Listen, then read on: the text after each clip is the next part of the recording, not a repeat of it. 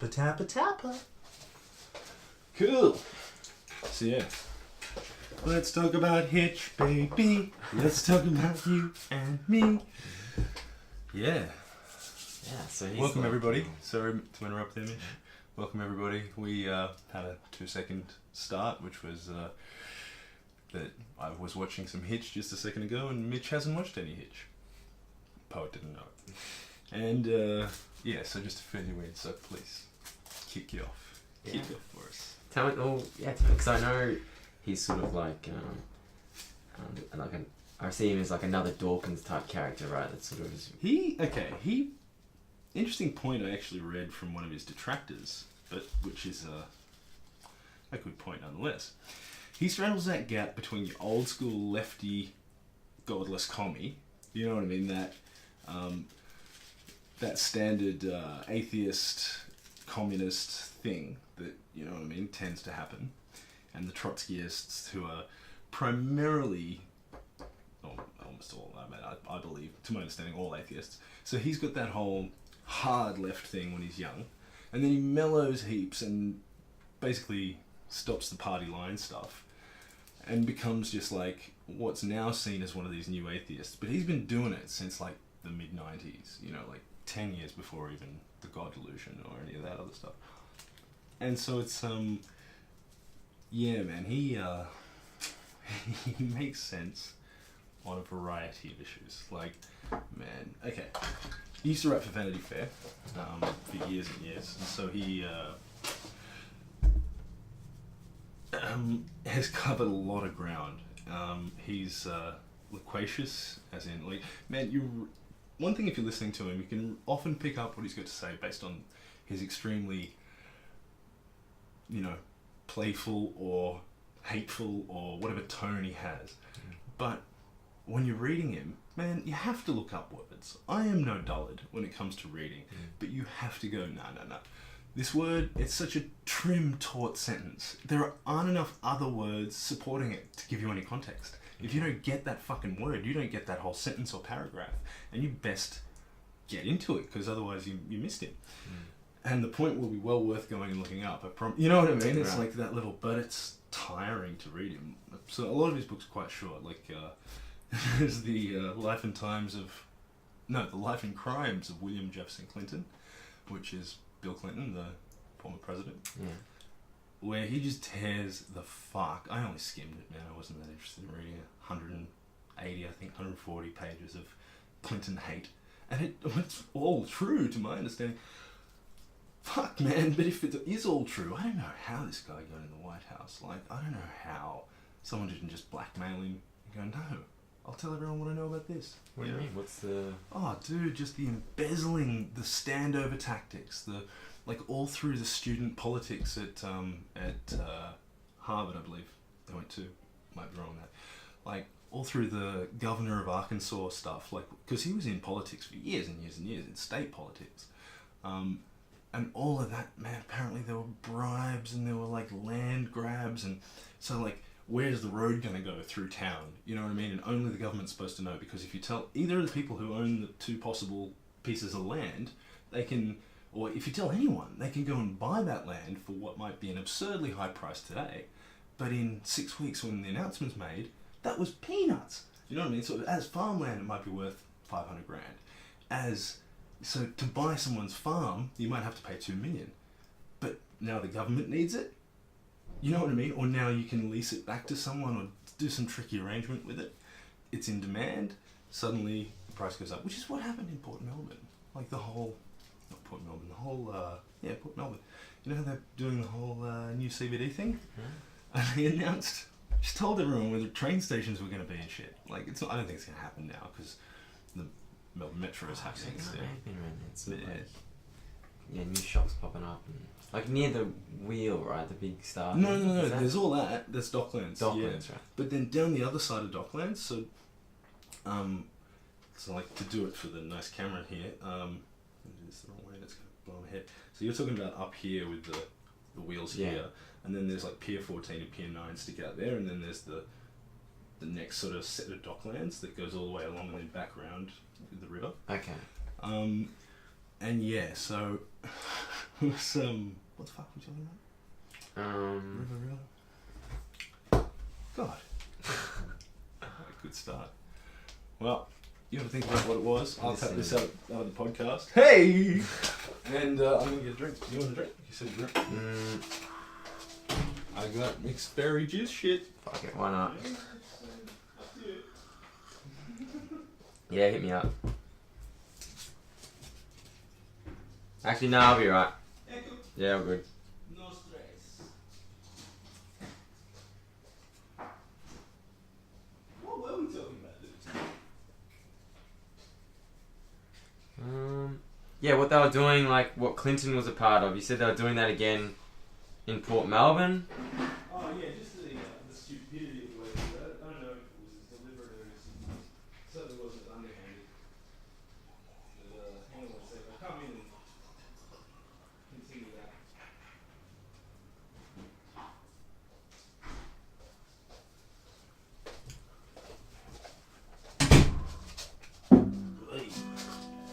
See, I think this is going to work out with these colours in the background, but our face is normally lit. I think that's how you do it. Yeah, it's looking clear. Yeah.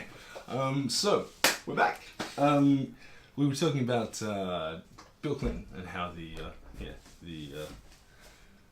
did it the dodgy way. There's no evidence really to say that the way the Liberal Party did it here was dodgy, but it probably was dodgy. Like, who knows? But they just made it public, and people who already owned the land now have like incredibly high land prices, and they did it before they themselves bought the land that they need for the station. They essentially priced themselves out of the market that they were trying to create. Like, you know what I mean? Like, so the state government has to buy the land the station sits on. Otherwise, they can't have a station there, you know. But they're going to try and make all that money back by letting some other high-rise company, you know, build a high-rise and lease out or sell those apartments. So they've got ways they do it now. But yeah, the point is they hadn't bought the land where the station's supposed to sit, and now they're going, well, we can't really afford it because they know that's what we want it for. They know they've got us by the fucking balls. Who's they? Who's got it? Did you say? So whoever owns it right now. Right. So some developer might want to one day put a property on it, or someone owns a factory, or I don't know who's going to own each one. Right. But anyway, so yeah, that book on Bill Clinton, and there's a lot of Hillary Clinton in there too. It almost needs an update, but he died 4 years ago, poor old bugger. I say poor old bugger, he was like 54. It was fucking absurd. Drank like fish, you see. Smoked like a chimney. Like, he was drunk all the time. And all of these events and shit you see him at, he freely admits this. Like, he was a writer's writer. You know what I mean? I saw an article he wrote as in response to, you know, how much do you drink? What is the situation? And it was, it might have just been a response to a little short thing, but it was basically, never less, about half a bottle of wine with lunch, or something before that as well, I think, you know, gin wake me up in the morning or something. And then half a bottle of wine with lunch, often more, but never less. Whiskey, brandy, then brandy or something. So he'd like do this particular combo in the afternoons and write. And then, you know, smash himself to sleep every night as well. You know what I mean? Like, get real loaded after he'd work. But that was... It's weird, like, different authors kind of have their own way to get into the muse, you know? Like, whether it's smoking a bunch of joints or getting trashed or... Well, it's like...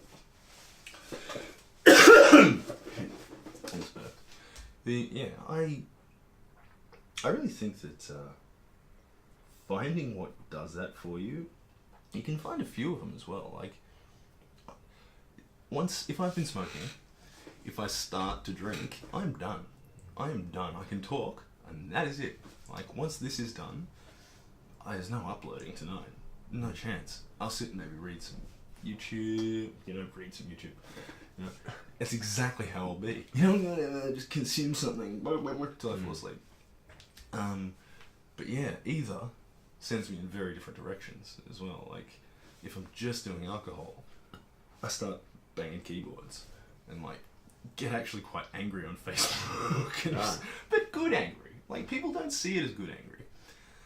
You know when you ever try and go, aha, I see your logical fallacy there, sir, and really get into the whole thing, but you're only trying to have a bit of a jive.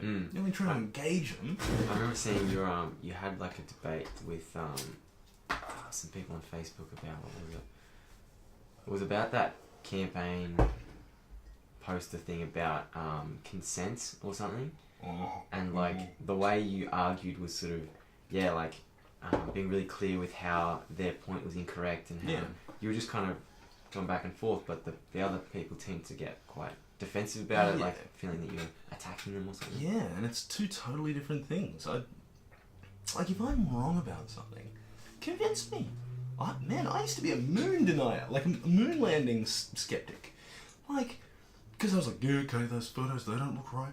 Oh, I can see why you'd think that. And then you start to go, no, okay, right, this is infinity, that's there, that's not there because of contrast, oh, that's just lost in post. Alright, okay. You know what I mean? All the reasons just thin out. Because my mind got changed. Like when I was a kid, obviously, you believe what you're told, no matter what that is. Oh, well, to an extent, depending on how old you are, but you, so of course I believed it as a kid, but then as I started to go, ooh, it's this and that, before really good internet, before you could just go moon hoax, conspiracy, rebuttals. Yeah, scroll down. Boom, boom, over. What the fuck are you thinking, idiots? You know what I mean? But that was before that, and it took some convincing to find reasonable sources. So when you say good internet, you mean it didn't take that long to load a page? Cause no, I just mean more like when there was more stuff. Yeah, before there was as much stuff, before there was as much, and Google wasn't as easy to find things in it. Well, it's gone through a stage, where, I don't know, no one seems to remember this, and maybe I'm living in a fantasy realm, but Google changed their algorithm. You used to be able to search for just the words you wanted, and up would come those words, and documents containing those exact words and virtually no others. Few synonyms, pluralizations, that sort of thing, but no suggestions and maybe you want to buy this. There's still all the buy shit, it was all, this is not that long ago, probably 09 or 10, something, and it really changed. It really became a lot less useful tool. Like you could almost ask it questions. Maybe it was just that I spoke Googleese with that algorithm, you know what I mean? Like the way I want to Google and the way I want to search is because I learned to do it through that same thinking, and then it changed and I haven't been able to. I don't know. Maybe it's just as good or better if I knew how to use it now. It's hard to say anything like that. But yeah. How often do they change algorithms? They don't tell you. They won't tell you. They won't tell you what they're changing. Or it's probably constantly evolving, right? Yeah. Man, they'd be rolling out changes all the time, I'd say. Like if, I don't know, it'd be responses from the ad people, like the ad end of it. How do we get, because it's the sad part of what it is. I mean, it's great, the service we get for nothing. If Google's ads were just the old school Gmail ads, where it was just a couple little lines, didn't even notice it. Have you tried so-and-so brand burgers? Because you send an email about, do you want burgers for dinner tonight, honey? That's fine. Because, hey, I do want fucking burgers. I love your suggestions about burgers. But this crap that happens now, especially the way your web history is all fucking on-sold to Facebook, and your Facebook history is sold to other companies that then sell you the right ads in this behind-the-scenes auction that takes place every time you click on a fucking page, which is why pages take so damn long to load now. It takes so much CPU because each one of these little things is going off and doing its own back and forth. Right. And to run a little auction and wait for it, and then, okay, we'll load it, and that one, yep, cool, this guy has also viewed that. It's like the internet pays for itself with your time. You know what I mean? Like, they always used to say that about Unix, well, Linux I should say, not Unix. It's free as long as you don't value your time, man. Because back in the day, like in the 90s, it was a pain in the dick, Yeah, like the ads that you have to watch on YouTube, the 30-second long ones. Yeah. That's a lot of screen time, hey? You're holding me, man. Like you're pushing it here. I view it and I'll like go do something else and wait. But a lot of people, I don't know, I assume would just sit and watch it. Would they? Yeah. I don't know. I think a lot of, I hesitate to say this because it sounds so stereotypical and obvious, but I think a lot of older people might, because just being used to that idea of fast forwardable ads, like I'm not used to fast forwardable, rewindable fucking television. That's whack to me. Like, even like I had hard disk recorders and stuff. I got up to about that. You know what I mean? Just the first ones of those, but not this live TV, watch what's already been recorded 10 minutes ago stuff. You sort of recorded it and you couldn't interrupt that to go back or anything, or you'd fuck your recording still. So just like a VCR, but with the hard disk, you know.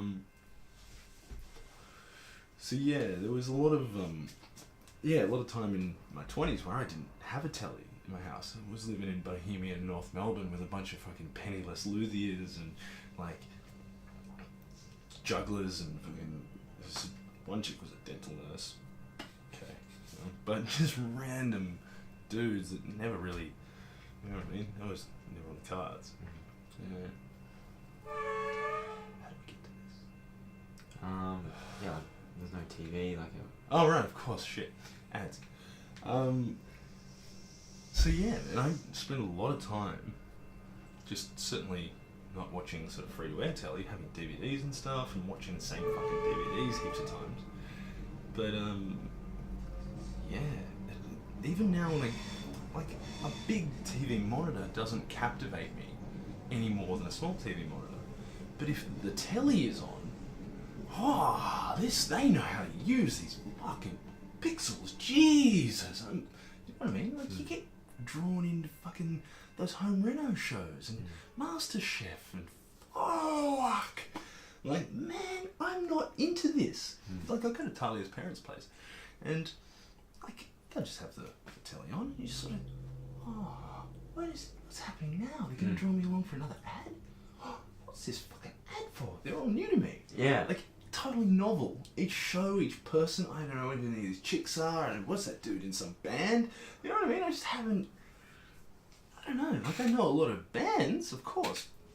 You know, music's my thing, generally. But it's like, I don't keep up with the pop trends.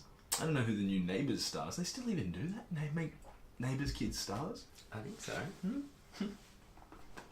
Tried and true formula, man. Why fuck with a classic? But yeah. So yeah, I spent a lot of time not watching ads and just collecting a huge library of fucking pirate movie files. You know what I mean? Like, that's my second collection. The first one was not as big as this, but there was a hard drive unpleasantness and things went so. But yeah, so that's why I'm always like kind of para these days. I'm like, just don't have to do it again. Don't have to, because there's so many you don't bother. You don't remember that you ever had till ages later. You go, download it again. But yeah, so I spent a lot of time just doing that. And yeah, I don't know. Would a person of the age that would watch an ad by default view a computer in the same way they view a television though? We have no limit, no boundary there. We go TV, computer. I mean, I can get on the internet with the TV. I can watch TV on the computer. What the fuck difference does it make to me? The internet, it's all one big pile of shit that we can use. Whereas an older person knows how to use that telly. That's totally fair enough. I can get it going, even with the fucking remote control. Man, my dad and remote controls. You have to get a Sharpie out. You have to get a Sharpie out, color code around the thing, like get liquid paper and a Sharpie, and then make him a sheet with the color codes. Because there's no fucking way he can read that shit. He's not going to go get his classes. It's just not going to happen. And it's just, he's an 84-year-old man. There's too many buttons, dude. It's 100 buttons on a little thing. Like, what are you talking about? Just give him 3-4 buttons. Yeah. He didn't even know that mute was a thing. Just turn it all the way down. And then, sorry mate, go on the phone. Like, Jesus Christ, you know. Anyway, it's fun. But I wouldn't imagine well, people of his age would be too scared to try and skip the fucking ad for fear of physically exploding the computer. You know what I mean? Yeah. They have that fear Yeah, that real. Just don't fucking. It's not even. I don't even know what could happen. How does it work? It's just magic blue silver box. Fuck. You know? So I don't think they view it with enough similarity. The age group lower than his though. You know, your high end boomers. Your 65 to 75-year-old. Oh, how old are the boomers now? No, they're only just 70, aren't they? So 45 and it's 55 years, and no, they've just turned 60, isn't it? No, 45 is 55 years. They've just turned 70. Yeah. So, yeah, but those guys, I reckon, they'd have a lot better handle on computing as a cohort, but I don't know, man. I think this whole watching ads, waiting for ads, this is what the whole YouTube Red is about. Have you seen this? No. Okay, $10 a month. I don't know if you can get it in Australia yet. We're a little bit behind the times. But $10 a month, no ads at all. And man, I watch YouTube virtually constantly, and I only see maybe 3 minutes of ads a day. Even when I'll just leave them on, and I'm watching a playlist, I just fucking can't be bothered. There's not that many ads. It doesn't really bother me. And I've got all the track my history stuff off, so I get ads for fucking buy property in Dubai, you know, here come fucking gamble in Macau, some fucking Malaysian language shit that I have no idea what you're even trying to sell me, bro. And then the product comes up at the end. It's just like a happy couple in a house. They're looking around. You're like, what are you selling me? Carpet? The furniture? The women? What is it? You could be selling me anything. And yeah, so that's actually quite entertaining. You get some, you know, and to industry ads that are really only supposed to be for other people in a given industry. They're trying to sell traffic management to governments, or you know what I mean. This one I saw, Melbourne's greatest traffic management solutions, blah blah blah blah blah. It's like, who are you? Isn't this for the council and property developers? I mean, who would you target this to on YouTube effectively? How do you know enough about someone by I guess when you add Gmail to it, you could know they're a property developer and or they're renovating their property, or they need contractors, or okay. I guess that's the very point of it. That's the power of it. You do have that level of granularity, and you can direct things that easily. But I will say that most property developers probably aren't using Gmail, but it's just one gripe.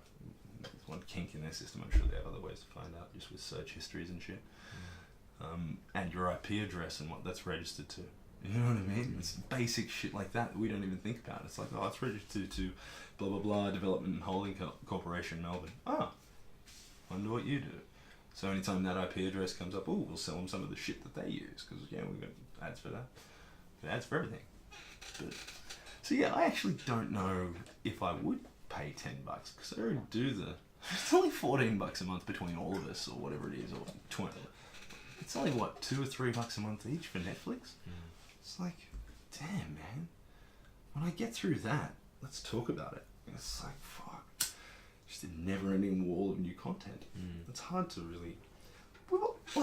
that's money where your mouth is time. I've always said, if you let me pay for it, I'll pay for it. But I'm not waiting a year. I'm not going to try and fucking la la la la la on the Reddit, you know what I mean? Trying to fucking go, nah, dude, I don't want to know, can't know yet. Fuck off, everybody knows. What am I, a chump? Last cunt to know? Since forever? When you're a kid and you're going, wait, you mean these movies come out 3 years ahead of us in America? And they did. Man, yeah. Not stuff like Star Wars, even that was pretty on it. Definitely Empire and Jedi. As I recall, they were big enough to definitely, I don't know I think the original might have just been staggered though, miles behind, I don't know, huge ones. But even in the 80s, man, and 90s, it was ages. And then there was that 2 or 3 year gap. It was normally about a year, it wasn't, year, 18 months, where occasionally it was longer. But then there was that at least 18 months to 2 year gap. They would just go, we're not going to let you have it at all. If you don't come and see it at the movies, you don't get it for 2 years. Cunt. You know? Better come to the movies, hey? Bring girl. It's like, wait, what are you doing here? And then they would finally release it. Not 16:9. Like, fucking cropped 3:4. Yeah. Like, oh my fucking god. And then they started to sell widescreen edition. I remember I bought the first widescreen VHS Star Wars trilogy that came out. I had it for years, man, until I didn't have a VHS player anymore. I gave it to someone. And fuck, dude, it was amazing. I saw the movie for the first fucking time. And every time my nan would come in, she's like, I don't know why you watch it like that. Because there was the black on the top of the bottom. Yeah. But, so what? So it's closer. I was fucking 10. Who cares? Or, 14, whatever it was when it came out. It would have been about 14, rather. So yeah, I, video 16:9.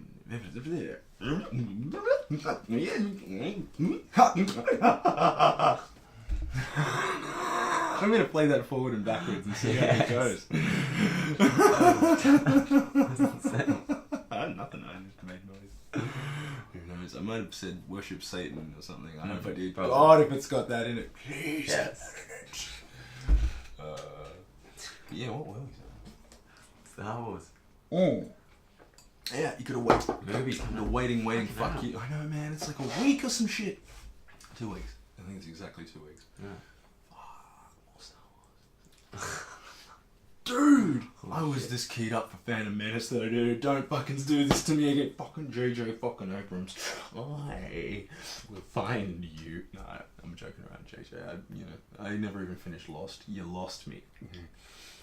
But, honestly, come on, man, I beg you. Don't pull an F. And it's done now. What am I begging for? It's all over. You wouldn't see this anyway. Certainly not until after it was done. If it wasn't done, which it is. But, retrospective JJ. Come on. Bring it. Anyway. I felt like this before the fucking Phantom Menace, man. I've been hurt before. I'm letting myself get into it. Is that Chopper? It is. Hang on. Everybody pause. Where is he?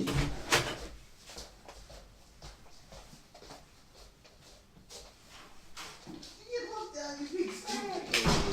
Oh, what a big stupid. Emma, what a big stupid. Yeah, where you coming hiding? Don't move any of the shit, though. Don't move any of the lights, bro. There you go. Oh, that's some tough work.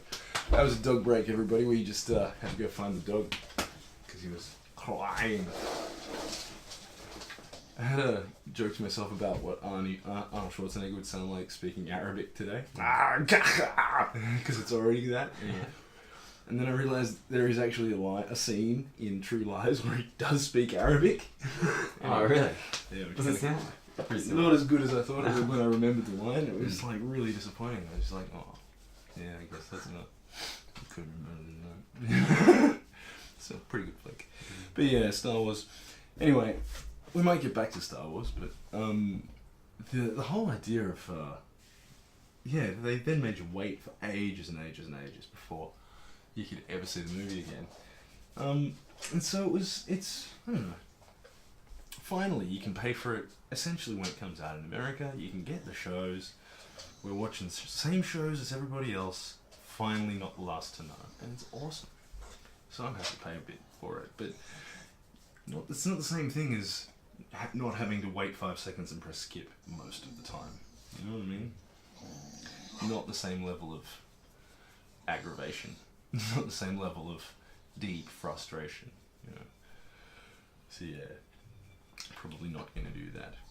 But yeah, but the idea is that then they pay. I think 70% of that goes to the creators. But how much? I mean, it's the way that then gets carved up. Seagulls go over here at 10 o'clock every night. Yeah? Yeah. Right on. Yeah. Almost exact. Or crows, weirdly enough. Some nights it's crow, but most nights it's seagulls. Whatever. I don't know what's going on. There's probably someone gets home, or, you know what I mean? Someone drives somewhere or does something that disturbs them at a particular time. It's got to be something like that. Right. So then, I mean, come on. It's summer and winter, same time. It's not an amount of time after sunset or anything. You know, so it feels like a human-induced activity. Right. That's cool. You can go and figure that out. I just sort of came to that conclusion then, I guess. Yeah. But yeah, I suppose to get back to where we started, Christopher Hitchens. He's the best thing of his, by far, in my opinion. Just because of how subversive it is, and how amazingly you just go, wait, what? When you hear the title, right? Oh god, I want to get the title exactly right. So 1 second.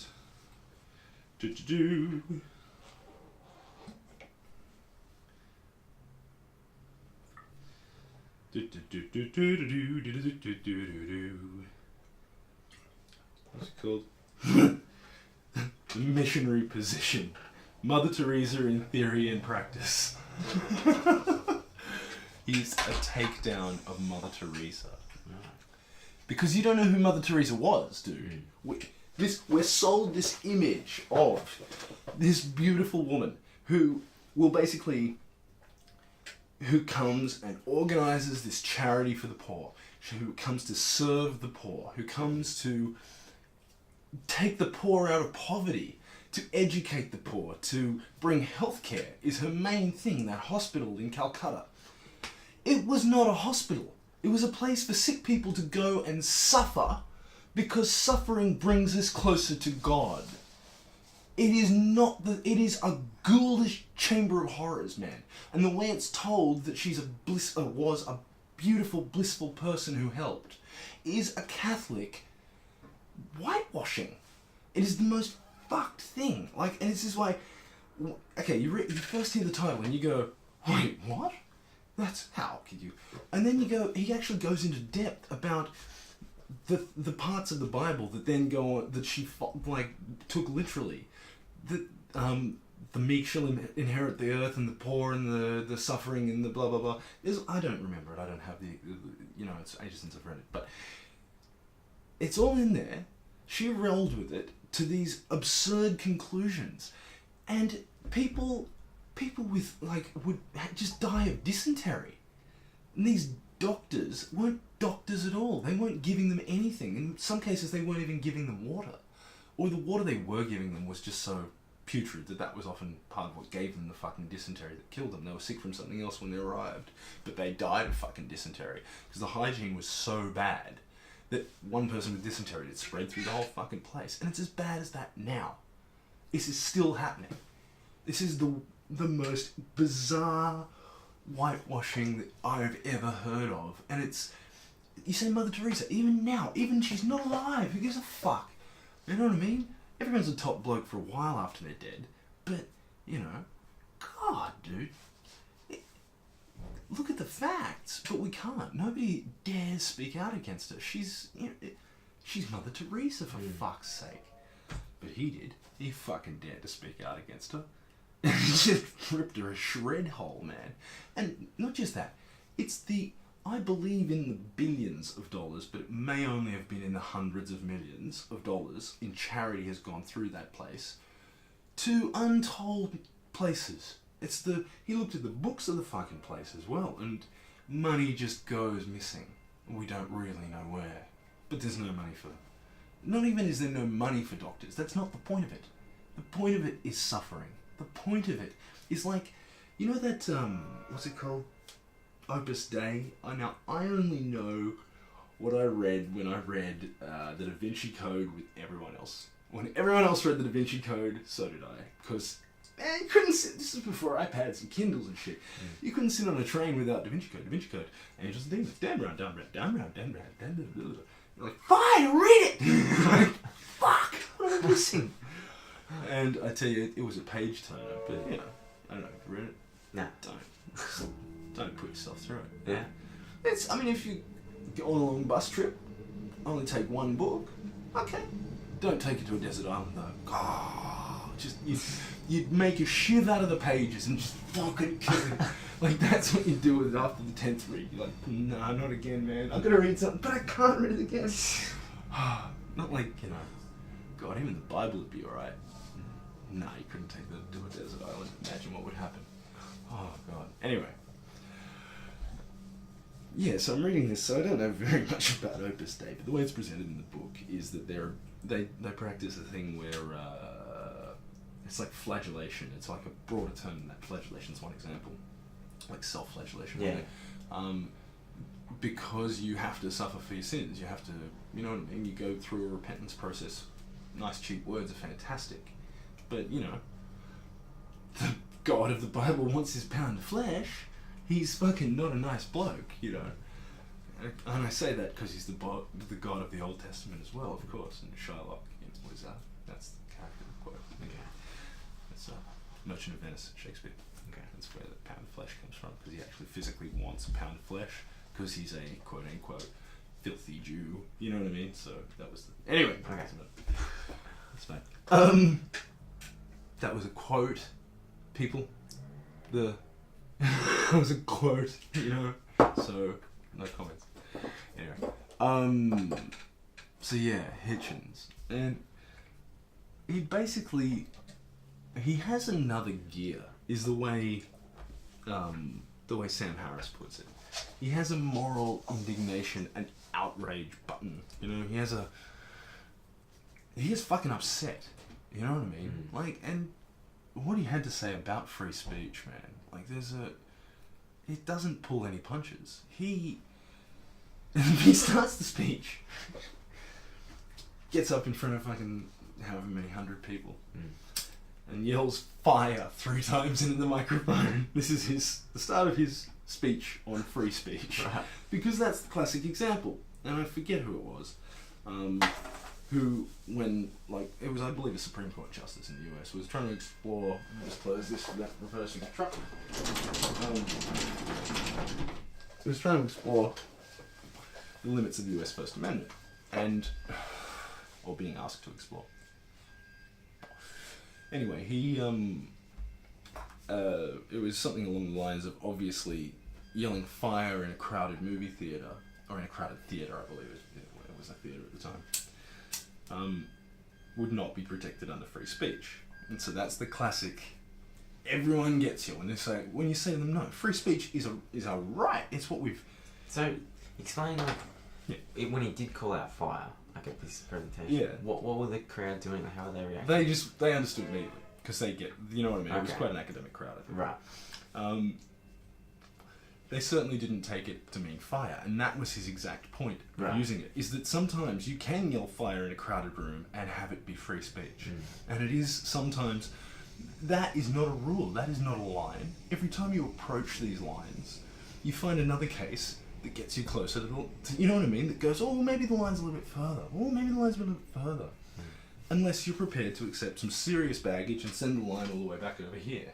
Right. You know what I mean? If this is offensive, so must that be. And if that's offensive, so must that be. And that, and that. Okay. You know what I mean? Yeah. But if I'm allowed to say this, then why am I not allowed to say this? Then why am I not allowed to say that? And surely that can't hurt. And that wouldn't be any worse. You know but if you go too far ahead, But this becomes the question. Right. What is too far?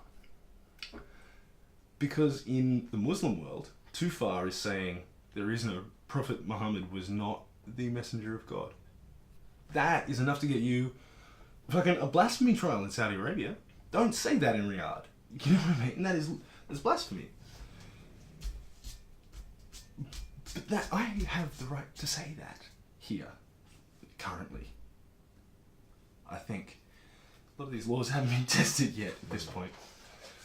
But I believe I still, in Australia in 2015, have the right to say that not only that I believe, but I think that's assumed at the start of any sentence that you don't qualify, that Muhammad was not the messenger of God on earth. Why is that?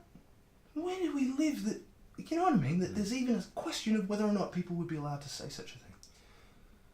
Well, I don't reckon. So what? You know what I mean? I cannot reckon. Shit. Have we looked at these? Make sure they're still recording. Oh, we're in 40 minutes, that's right. Yeah, I'm allowed to say I don't reckon. I mean, the other thing, this is Christopher Hitchens' point, well, it's not his point, it's his summation of a bulk of the Enlightenment writings about what free speech is, aside from the obvious, is that a lot of people also mentioned that you have the right to hear, not just to speak. You have the right to hear new thoughts. And the person you become is very dependent on those new ideas and new thoughts that enter your brain. Whether or not you want them to or you would have intended them to, that is... Do you know what I mean? It's an interesting concept that I kind of hadn't thought of until I watched this. But Can you try again, sorry? You have the right to hear new ideas as well. People out there should not be in a monoculture of ideas. So, to use the example, if everyone believed that the Earth was flat, years ago, it was obviously a long time ago if that were true, but if everyone did believe that, do I not have the right to hear someone whose voice speaks up and says, no, I think it's a sphere for these reasons?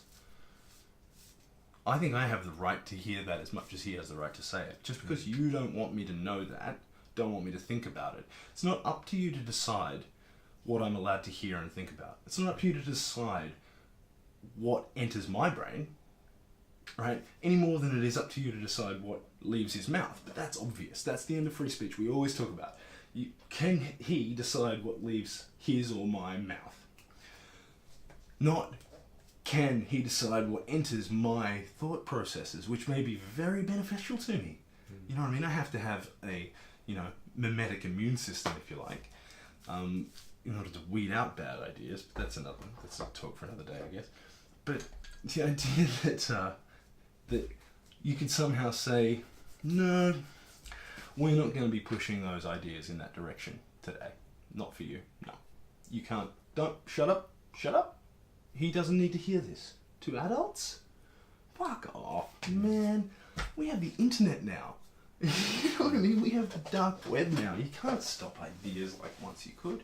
You could just go and harass newspapermen and arrest them and, arrest publishers, like the whole Larry Flint situation. He was a free speech advocate. Yes, he was a pornographer. But god damn it, man. Where's just people fucking? So don't buy it. Don't fucking buy it. What right is it? This is, the angle that other people take as well. Not only what right do you have to produce pornography, what right do you have to consume it? I have a right to consume it, don't I? Well, surely there must be a right to make it. That's sort of, what I mean? It's any kind of prohibition in the same way that links back to if he has the right to say it, I have the right to hear it. So yeah, that concept is very, very serious. That's the end of free speech we never talk about.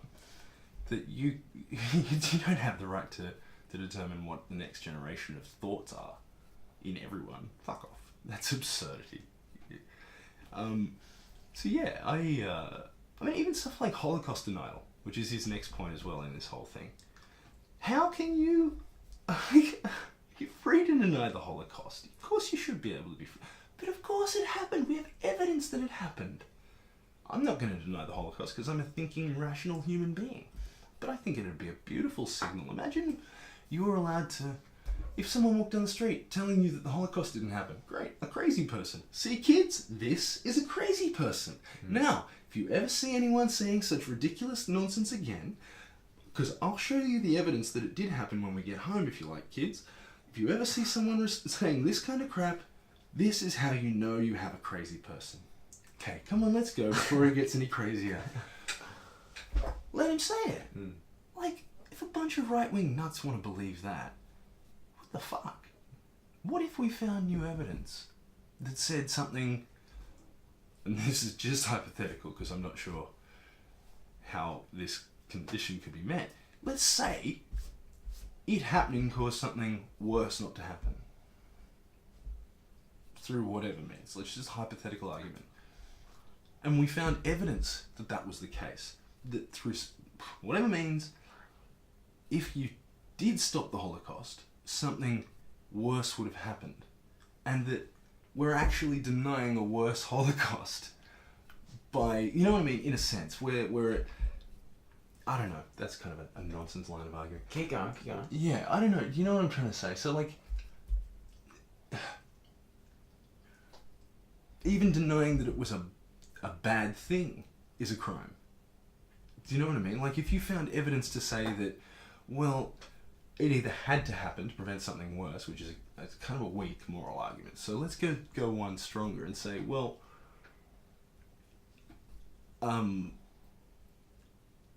it was some sort of actually a mind control experiment that went incredibly right. Let's say, hypothetical. It was in fact an LSD program with projection screens and some sort of pain input thing, and they were actually all strapped in and quite chubby and quite well fed, and they had experiences somehow pumped into their brain through crazy Nazi demon dug up from the Middle Ages technology, like in Wolfenstein. I always wonder what went on there, but anyway. And in fact, it didn't happen.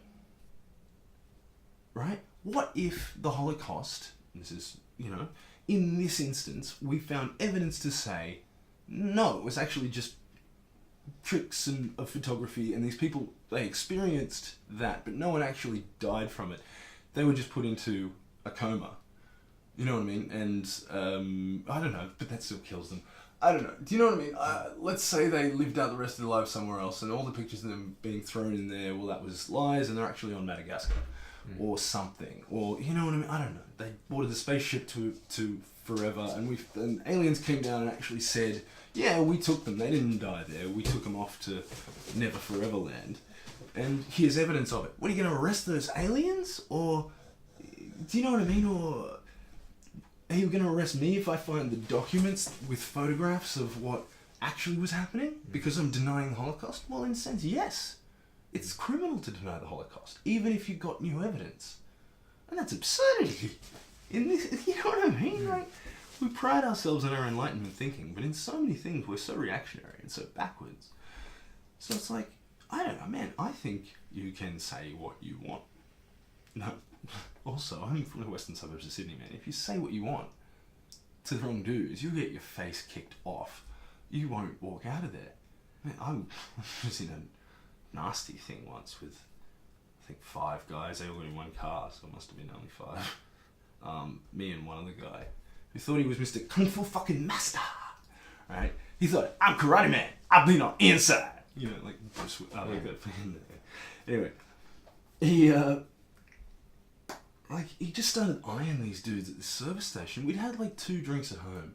I went off to get his girlfriend or something and came back. I don't know, for some reason, we were off on our own at the service station. Walked in to get something, and was eyeing these 5 dudes off as we walk in. I'm just sort of looking around, going, what the fuck's going on? There's more inside, and they're fucking eyeing each other up. And we're outnumbered to fuck, and these guys look reasonably hard here. Like, they look not happy with any of this. And as we walk out, he eyeballs and he gets right up to one, and the guy blows smoke in his face because he's out there smoking. Like, under the hood, fucking next to the Bowsers. It's like, you know. Anyway, he goes, if I wanted a fucking cigarette, I'd have one in my hand, mate. And he just crack and fucking headbutts him, and another dude, boom. And all of them just lose it at him. But then 2 of them turn around and fucking start on me, while the 3 of them drag him off into the shadows. And I've got 2 on me here, and I'm block, fucking, get to fuck, what the fuck, get to fuck. And then I try and look over, because he's gone. And I look, because we started this way, he got dragged that way, and then I went back this way, and now he's over here. And he fucking, like, he's just off in the shadows. I'm like, they're gonna kill him. They are gonna fucking kill him. And they tried. They fucking tried, man. And I looked away once, I'd been blocked, looked away once, and looked back, and there's a fist, like, there. I go, fucking, oh, is it this side? No, it's this side. There's still a little lump in it. It fucking blackened this eye really seriously, and I crack, and I realised with that one, I'm like, well, you don't get 2 or 3 of them. I get another 2 or 3 of them, and I'm out like he is. Like, instantly. I went, okay. Fucking push, block, right. Kicked at one of them, kicked him over a bit, turned around, and it was a 9-kilogram gas cylinder. I fucking picked it up, chucked it square at his fucking chest, pushed him, cracked him against, like, the Bowser, and then cracked the next guy off a bit. Anyway, he come over to me again, and I weighed about 135, 130 kilos at this point. I was fucking about as big as I ever was. Of fat, ladies and gentlemen. Don't think I was like, it was never. Anyway, so he starts swinging me around, trying to do that weight throw thing. I went, I know this trick. I've been doing it since I was 6 to other kids, and I can do it real. And I fucking stink a motherfucker. And with a little sense of fucking. Anyway, so I look over. Now I've got a second to look over again, and they're kicking the fuck out of him. And someone had gone and got a squeegee and just fucking cracked him in the head with it, just as I've looked over, like the sharp edge of a squeegee. Anyway, I'm like, fuck, guys, he's had enough. He's fucking had enough. And the first thing that happened then was the squeegee came at me. It's like, fucking Matrix style, man. I remember just seeing this red handle of the thing just like, fucking just miss me. And I went over there and like had to get in there, and I didn't get hurt after that, but my eye swelled up really badly after this was all happening. It was sort of swelling up in the process.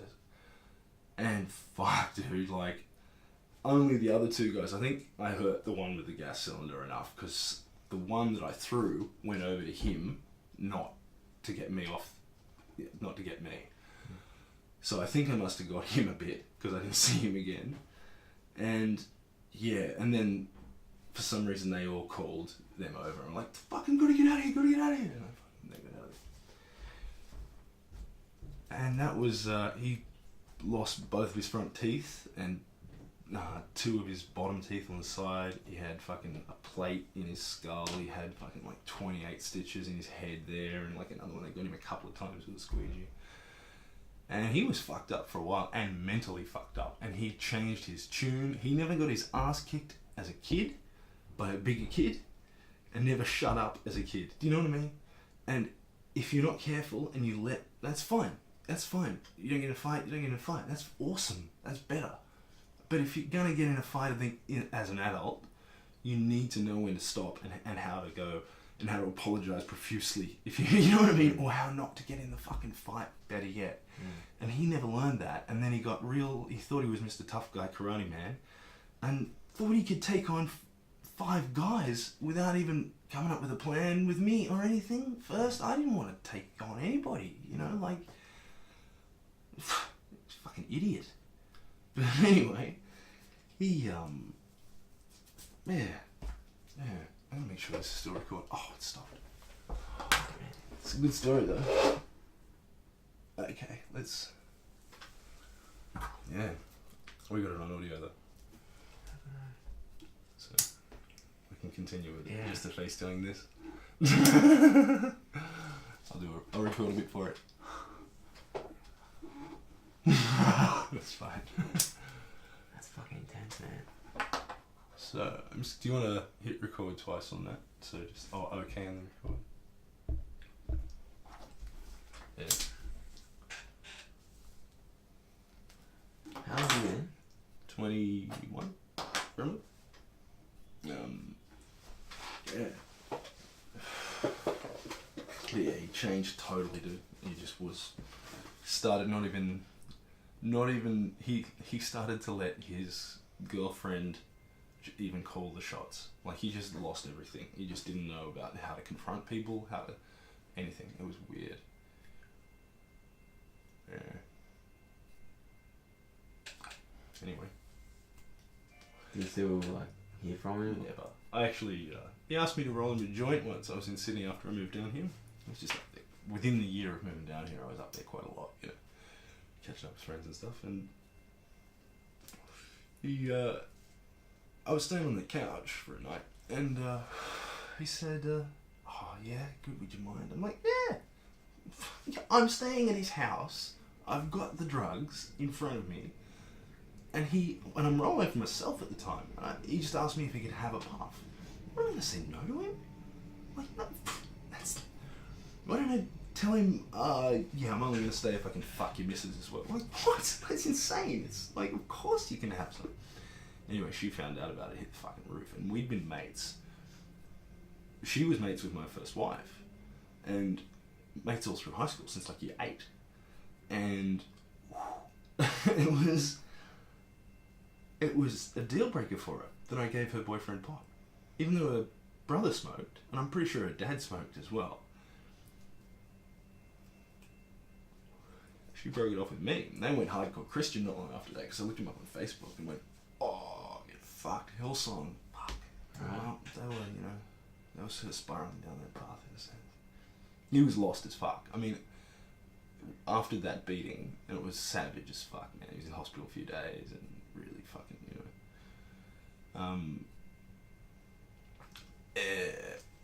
he didn't know what to do, and that sounds like a member of the flock to me, like that's exactly right.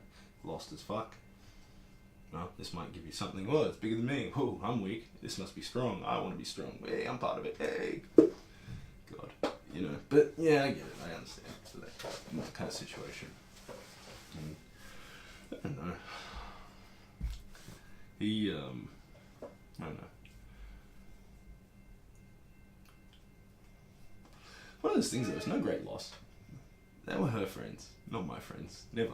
You know what I mean? They were mates and we'd hang out, but I was the designated driver. I didn't drink at all. Like, until I was 24, 5? 6. I'd drink at parties. Like, I'd have a couple of drinks maybe, but never even this much. You know what I mean? Never a second one. Well, never a second fucking big one. That was savage one. But, yeah. It was very strange that, I don't know. People are weird little snappy tipping points they have. They go, this far, no farther, that's it. You've done this and that fucking blah. And it's like, alright. I get people have that. I did kind of save your boyfriend's life 6 months ago, do you remember? Like, don't want to call it that because it sounds wanky, but that is sort of what happened. Like, if I didn't get over and get into it, they would just kept kicking him. They were kicking the fuck out of him. I didn't mention the blood. Dude, when I got over to him, he's not quite seizing, but not sitting still and not totally out, but not awake either. And I see the blood, which was about that big, just went out the back of his head, like a fucking movie, like a fucking gunshot victim in the head in a movie. I still have never seen that much blood in one place, like human blood. Been to a butcher, but yeah,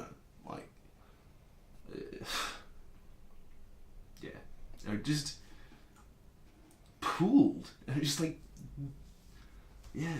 I know. I imagine I've grossly exaggerated in my head since the last 13 years or whatever it's been, but.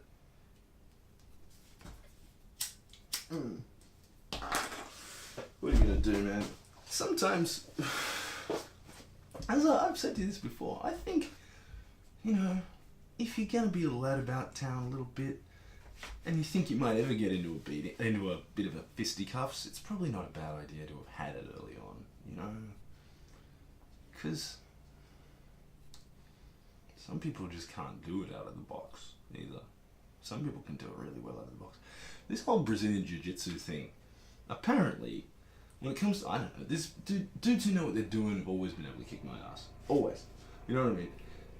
Except when I was just bigger than every other kid in primary school. But it was just like one of those things, like, I don't know, as soon as guys got the same size as me and got to know what they were doing, I'm not a street guy. I'm not an ass-kicking guy.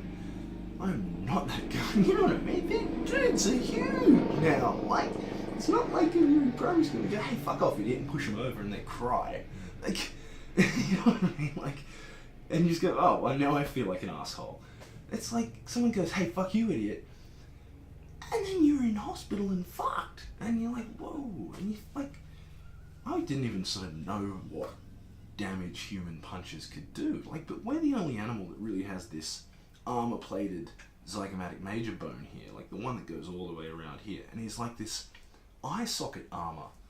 And you notice dudes with more testosterone wind up with these huge eye socket armors that go, oh yeah, I couldn't even break your skull if I tried, could I? That's the weakest part. That's the one where if you break it, you're fucked as well. Like, I couldn't do it because I don't have it, but you could do it to me. fuck, okay, this got really real. This is a couple of punches and I don't even have to hit my head. I'll never be the same. You know what I mean? Like, it's like if Mike Tyson punched you. Or like that whole fucking War Machine, that MMA guy beating up his girlfriend, porn star Christy Mack. Beat the fuck out of her, man. Like, really. Like, punched her in the ribs so hard, broke her rib and pierced her liver with the rib. Like, shit, you just go, that only happens in car accidents, man. You know what I mean? That happens when you fall from a cliff. Or, you know, like, how can that happen from punching? But it can. If there's a big enough disparity in size, it's fucking dangerous stuff getting around punching people as an adult. Which is sort of why I don't advise, I mean, no one's ever asked me how to raise their teenager. You know, but I sort of consider it for the future of myself. And yeah, like I think sometimes you gotta really, it's like getting chickenpox. Think of it like that. I didn't get chickenpox. I hope I fucking, man, if I've got kids and they get chickenpox, I need to go. I can't be there for that. I'll get fucking shingles. And people die of shingles. Like, hundreds of people die of shingles a year. And like, there's this tiny little number of people get it. And like, motherfuckers drop from it. And it's like, wait, why didn't I should have got it as a kid. A lot of parents will take their kids to go get chickenpox from the kid who's got it, because now's the best time to get it. But yeah, it didn't happen for me. I always like, we were trying to avoid it. I was always like, no fucking way. It was like, kids would fuck off and come back fucking itching, fucking on. It's like, what the fuck's this gonna be like? I can't do this. Fuck that. And yeah, I was really not afraid of it, but afraid of it, I guess. Yeah, actually. Yeah. Then I was like, and now, fuck, I wish I could have done it then. Jesus Christ. But anyway, you live some learns. But yeah, so you, like, any contact now or any... Yeah. I mean, I don't know how virulent it is, but my understanding is, and how transmissible it is in terms of air contact, if they just coughed and I did that, you know what I mean? Which is a huge one. It's often not airborne stuff that gets you. It's the coughing, sneezing, spreading, and then the amount of times people do this and that. I'm guilty of. You guys, I bet you're fucking annoyed by it. I am when I edit these videos. Sitting there, fucking, you know, like Homer Simpson. Terrible. But I mean, I'm alright. I don't get eye infections terribly or anything. I'm fairly happy with it. But it's a bad habit in terms of not getting sick when other people are sick. And, you know, one of the best ways not to get sick is to wash your hands a lot, which I end up doing, but because I touch the dog a lot. I go, fucking, my hands have got the dog lanolin again, you know what I mean? So I'm off washing them, which I guess is whatever, it's fine. It's a fairly clean dog. But yeah, so like the whole chickenpox thing, it's like the measles thing with the anti-vaxxers. Man, you don't even know what measles is. You know, like, you don't even know enough to stay away from it. You think it's nothing. You think it's just a little bit of a virus. Like, we draw it. I remember as a kid, I thought it was nothing. You get measles shot, fucking rubella, going to a needle, no problem. I was like, why is it, you know? And you'd see the pictures, for some reason they were always in health books or maybe the pamphlets at the place you went to get them done or something, or posters. There were all these fucking like pictures of people with a fever and they'd have a thing out their mouth and they'd be red and have heat lines coming off them. Or there'd be a person with, you know, measles and they'd have just red spots. Otherwise that was it. No dead people with red spots. I didn't see any skulls or crossbones. It was made out to be quite the benign thing just to avoid. Much like chickenpox. You know, like, yeah, just avoid it. It's unpleasant. It's just not great. In fact, it looks, when you illustrate it like that, it just looks like what they draw chickenpox as. Just red spot. But dude, measles is fucked. It kills you in the fuckedest way. I don't think it gets your mucous membranes or anything. What does it do, measles? I don't remember its method of action exactly, but I know it's nasty. I think it starts shutting things down in a weird order. You know what I mean? Like, your kidneys first or something, or your liver first, so you go yellow and then your kidneys overload from that, and then you fucking this and you that and you that fucked. I don't know, I genuinely don't know, but it's something rough like that. And these people are laughing it off. I choose not to immunize my child. My little darling can't get autism. It's like, dude, one, it's not a thing. There's no, it's just bullshit science. You know, even the guy who wrote it retracted it. It's like, and it had been proven crap before he retracted it. And even if it was true, if everybody adopted that practice, the chances of getting measles would be so high that you would beg for an autistic child without measles. Promise you. You would beg for one that lived. You know, it'd be Victorian as fuck. Women would have had 6 and 7 kids and not have one left. Crazy bitches. They would go crazy from this. You know what I mean? Like that, the old woman with 1,000 dolls who never quite had a kid, but she was pregnant a fucking bazillion times, or gave birth to 10 stillbirths, or gave birth to fucking never made it past a year. That's the bulk of human history. That's most of the time we've been alive. Call it, what have we been around? Some people will tell you 100,000 years, or some people will go as lowball as 80,000 years. Some people have pushed it to 200, 250. Call it 100 for plain.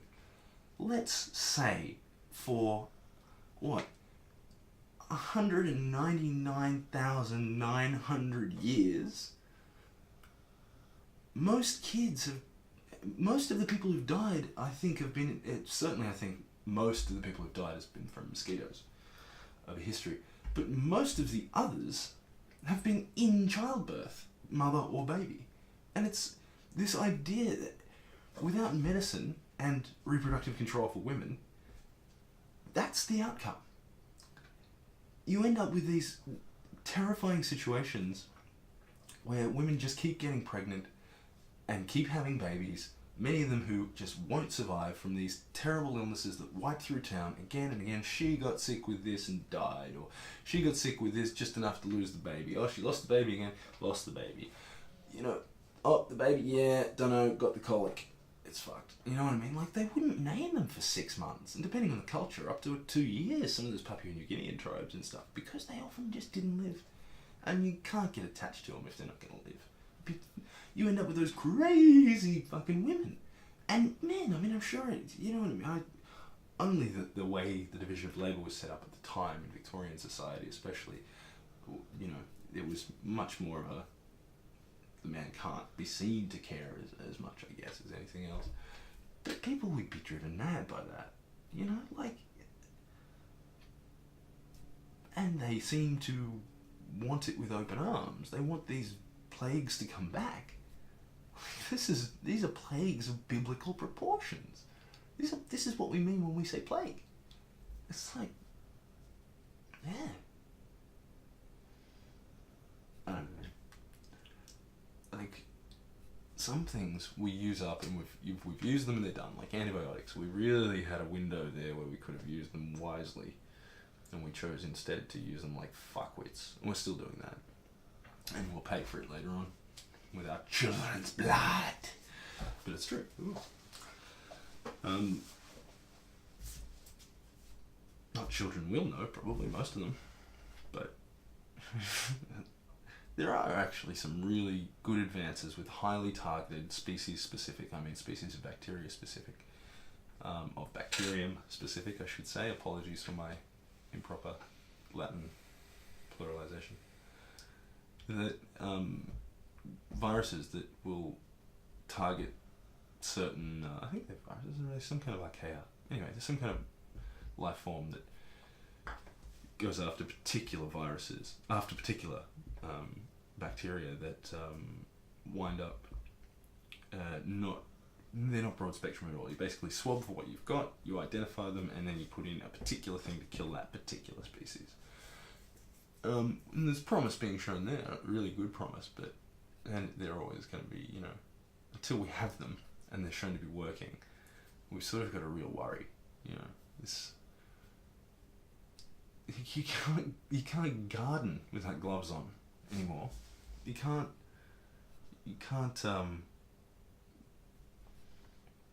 I don't know, cut your hand while you're just out bushwalking. You can't work around a dirty staging or anything, because if you get a little tiny cut on you from something that could have been in, you know, on someone's foot, or, you know, in someone's soil, or, dude, you could be dead in 3 days, a day. This shit works fast. People used to die of sepsis all the time. Like, just, you got a cut and it went real bad and we couldn't do anything. And sorry about it, but what are we going to do? Much of human medicine has been, since forever, has been get them comfortable, lay them down, make sure they have water, don't let them just have shit accumulate on them, and wait, see how they go.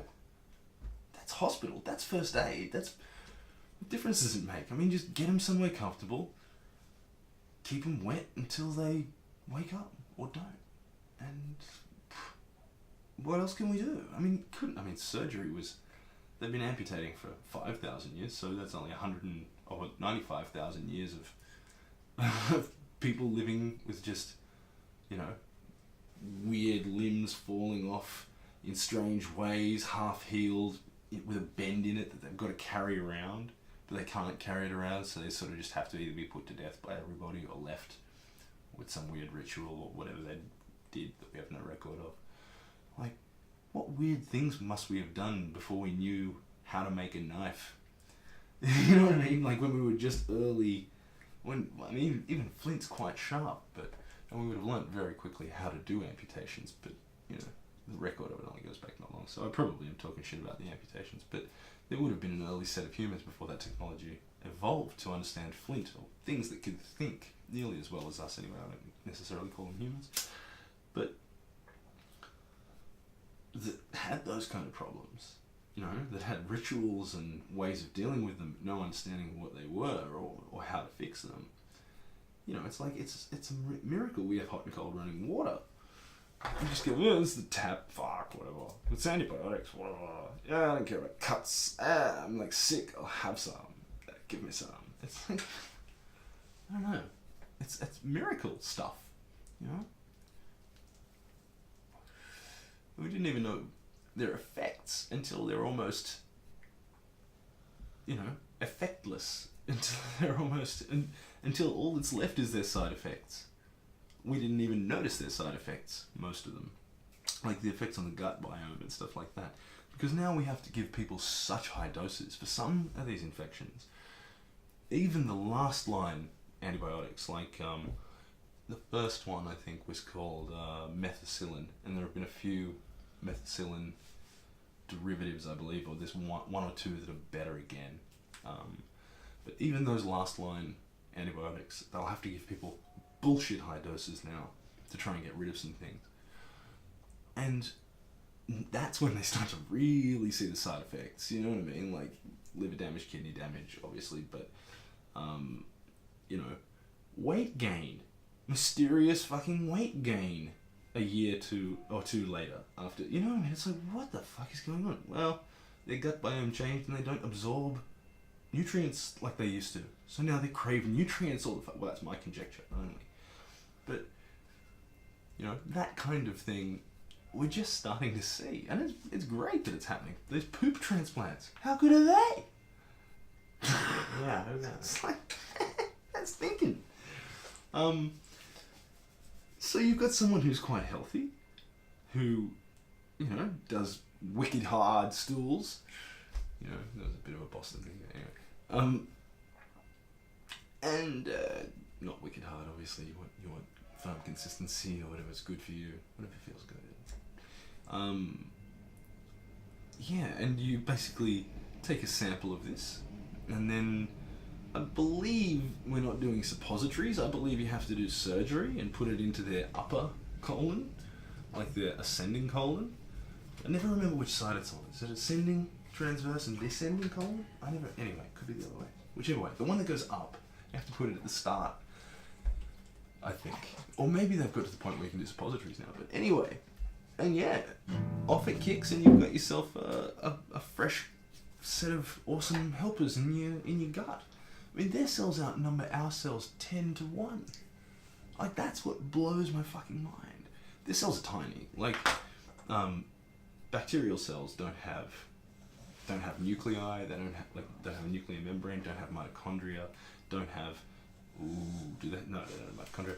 Don't have most of the organelles that most of eukaryotic cells do. Oh, yeah, eukaryotic cells do. And they're just, my understanding of the scale is they vary a lot, and so do eukaryotic cells, but it's like of the order of 100 times the diameter of. So there's only a couple of kilos of them, but they're so small compared to our cells, and so simple compared to our cells. But it's just, they outnumber us so. But yeah, poop transplants. But back to Christopher Hitchens. Nah, don't go back. Don't go back, keep going. Do not go back. This is the road we take. Continue. Yeah, so I don't know, there was a guy on Chris Ryan's podcast, Tangentially Speaking. Yeah. Who was it was a poop transplant guy, who was a naturopath and poop transplant guy, and it was talking about the benefits of this particular, I want to say worm, like intestinal worm or something. It was some kind of parasite, but they're beneficial. They make you like, I think he was saying people tend to live 2 or 3 years longer if they had this infection from this fluke worm or some fucking thing. I don't know what the hell it was. I have to look it up actually tomorrow. But yeah, and so we went and got them in Mexico. We went and had some installed. I don't know. I think you just drink the water with it in it, and you're good to go. Or maybe you inject it. I have no idea what I was walking the dog when I listened to it. And it was kind of like half dog, half podcast. And and he went and got infected, which reminds me of the best story. I believe this guy won a Nobel Prize for this, and it was him and another dude, but he's the dude that I always like to think of.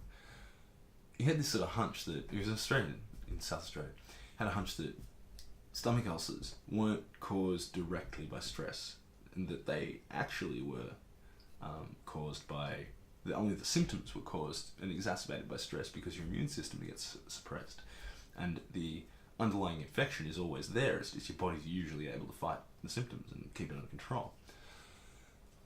And he cultured a bunch of stomach ulcers and had a pretty good idea. He thought it was this one bacterium, Helicobacter pylori. And so he cultured a bunch of Helicobacter pylori. I believe he made about a cup in a beaker. Diddle diddle diddle diddle diddle. Just drank it down. And I think within 10 days, I don't remember the time, but very soon after, he had like 40 stomach ulcers. Boom! Proved. Nobel Prize. And then, and to add extra to it, he got rid of the stomach ulcers with a very strong dose of narrow spectrum antibiotics that killed that Helicobacter pylori. So, done. And now, if you have stomach ulcers, you don't need to anymore, because we have antibiotics. But if we abuse them, we won't, and many of us will once again have stomach ulcers, because it's just this nasty thing that can live in your stomach acid. It's like this nasty extremophile that can live in, what's your stomach pH of about 3? Something? Like, come on, man, what can live in 3? Even your stomach. The crash course, anatomy and physiology is amazing. Have you gone into crash course? No. Oh my god, you must get into the crash course. It is so good, dude. Like, a lot of subject matter. A lot of it's skimmed over because a lot of it's really big stuff. Like, there's an anatomy and physiology that I think's up to about episode 40, and they're about 10-minute episodes, about 8 minutes of content. And they're really fucking good, man. Amazing animations, really well done. Hank Green, shouting out at you. John Green, shouting out at you. Craig Benzine, I'm not sure if I like your comedy, sir. I like you. I subscribe to your other channel. Like, wheezy waiter or bearded waiter. I don't know what you are now, but I like you, but I don't know if you work with Crash Course. That's all with your sides and stuff. I mean, more power to you, man. I love your job, but that's alright. The point is, Crash Course is fucking amazing. There's a politics one. There's a economics one, I meant to say. There's big history, world history, which is like history from start to finish sort of thing. You know what I mean? Big Bang through evolution, and you know what I mean, and major processes, tectonic activity, and you know what I mean, all sorts of things like that. And there's US history. There's so many more, and there's a kids one as well that you would probably find awesome for not feeling great today, kids. Let's watch this. Or they're only 10 minutes each, so it could be the start of a lesson or whatever, I guess. But check them out, Crash Course. They're fucking amazing. How do we get to Crash Course? Anatomy and physiology. Yeah, the animation of the they had for which is done by Thought Cafe. If anyone needs an animation, it's done, but they mentioned it 1,000 times. The cells are in this particular like set of lines, and then they've got the one on the on the inside of the stomach. But what's this one, sorry? In the anatomy and physiology inside the stomach. Yeah. So things that can live inside your stomach. Even your own stomach cells need to like have this like the ones closest to the acid like produce this thick mucosa like this and make this mucous membrane. That no stomach acid actually is sort of in direct contact with any of our cells because we get eaten from the inside out. We're designed to eat other mammals, right? And we can eat another mammal's stomach, for example. So how does that work? You know, obviously we cook it as well, so that helps a lot. But even if we didn't, we could still eat another creature's stomach once we washed it. Because, yeah, like, once it stops making you mucus, it's able to be digested like anything else. So I'm not sure what the score is with Helicobacter pylori, if it somehow has some sort of surface coating that lets it live there or something, but I guess it's not that extreme for a bacterium. But yeah, it's a crazy thing. Dude just experiments on himself. Fuck the ethics committee. I don't need volunteers. I am a volunteer.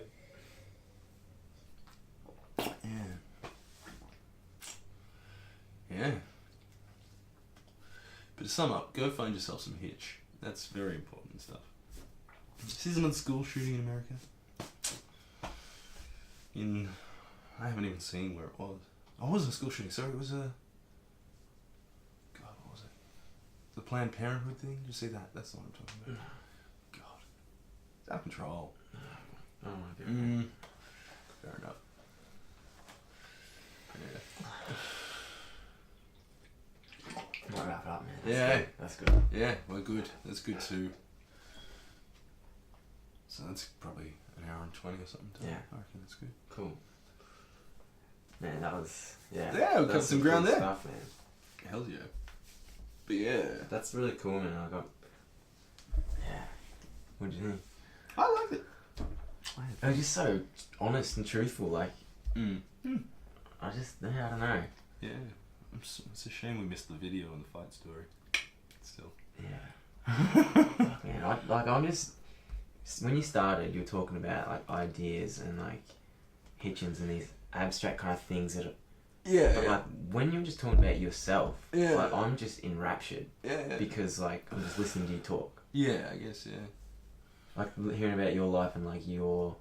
shit you've been through. I guess I like to talk about both. I mean, I'm you know what I mean? I'm very happy to tell my stories as well, but I guess I've told that story on the air, I guess, now mostly. But I have to do 100 episodes before I can tell it again. But you know what I mean? Like, so there's only so many of those I can do, but I don't mind telling stories about myself. Man, sure. yeah. That's what, know a bit more about, you know. Yeah. Because, like, you have perspectives on things that I've never... Yeah, because often I've been in the pointy end of them. You know what I mean? I've had every kind of fucking... I'm not trying to... I've had everything... No, but, man, I've had some really fucking interesting shit when I sort of stack them all up, I guess. Like, Yeah. and it is easy to sort of. It's easy to judge yourself by standards other than the ones you applied at the time you were judging what to do. So it's easy to go, if I had my time again, then I would. Well, no, because what you're expecting to do is live a life of a young person after having, you know what I mean? Like, or make different decisions. Well, of course you'd make different decisions if you're you, but if you were the person you were then, how can, you know what I mean? Of course, that seemed like the right thing to do. But yes, I mean, I've made a lot of mistakes, let's put it like that, which turned out to have been really great things, like little mistakes, you know what I mean? Like, so I got a black eye out of that, what happened, but, you know, it's a very, you know, do or die incident. Just, you know, I don't know, from my perspective, it was it's an interesting thing that happened. Didn't expect it to happen. Yeah. I don't know. Might get into some motorbike stories next time. Yeah. I'll have to do. How long would the statute of limitations be for fleeing from the police, being involved in a high-speed chase, hypothetically, in New South Wales? I might check that for next time before I tell the story I'm thinking of telling. Turn it off and that. No, I'll tell it anyway, and I'll just edit it if I don't like Yeah. it. So fuck you guys. Yeah, man, fuck. We used to go for rides. Like, I used to ride sports bikes and stuff. And this was before there were very good websites much about, you know what I mean? Like, there wasn't a Reddit for, where, you know, riders and stuff, or there's a Facebook group or whatever else. So you just sort of had to know that there was a group that would meet here at so and so a time every week, you know. And that was how life was, you know, like, man, if you made an appointment with someone to meet at the station at so and so, you were there, because if you weren't there, they were waiting for you. And there was they couldn't go home to check their phone, because now they'd miss you, and it was fucked. They'd just wait for a certain amount of time and go, oh, fuck you, and you were a cunt. So plans were plans. Anyway, so they'd always be there, and you'd always have some people to ride with, but we'd go and be hooligans. It was awesome. You know what I mean? Like, we'd go through, because like, say the Royal National Park in Sydney, at night time, there's nobody there. Okay, there might be a couple of kangaroos, but not like out in the bush where there's 1,000 million kangaroos in flocks of, you know. Okay, it could happen. But there's one or two cars tops. You know what I mean? No one really lives there. And they're all at home. You know what I mean? And we used to fucking fang through there, dude. Anyway, so you basically meet up down near Sutherland, just go Royal National Park and down all the way down to Wollongong, say, and then come back a slightly different way and back National Park again. And then stop for some fuel and some lunch or whatever and go home. And people, then once they'd met up, would leave, oh, we're off to blah, blah, blah, cool, yeah, let's go, yeah, no worries, we gotta go. And then we'll have a fucking fang home too, we'll have a mad mono contest and this and that, fucking who can do a mad stoppie. And I was, man, you gotta paint the picture. You don't understand yet, because I'll find a picture somewhere of me. I don't think there's one of me dressed like this, but there's the bike. I'll try.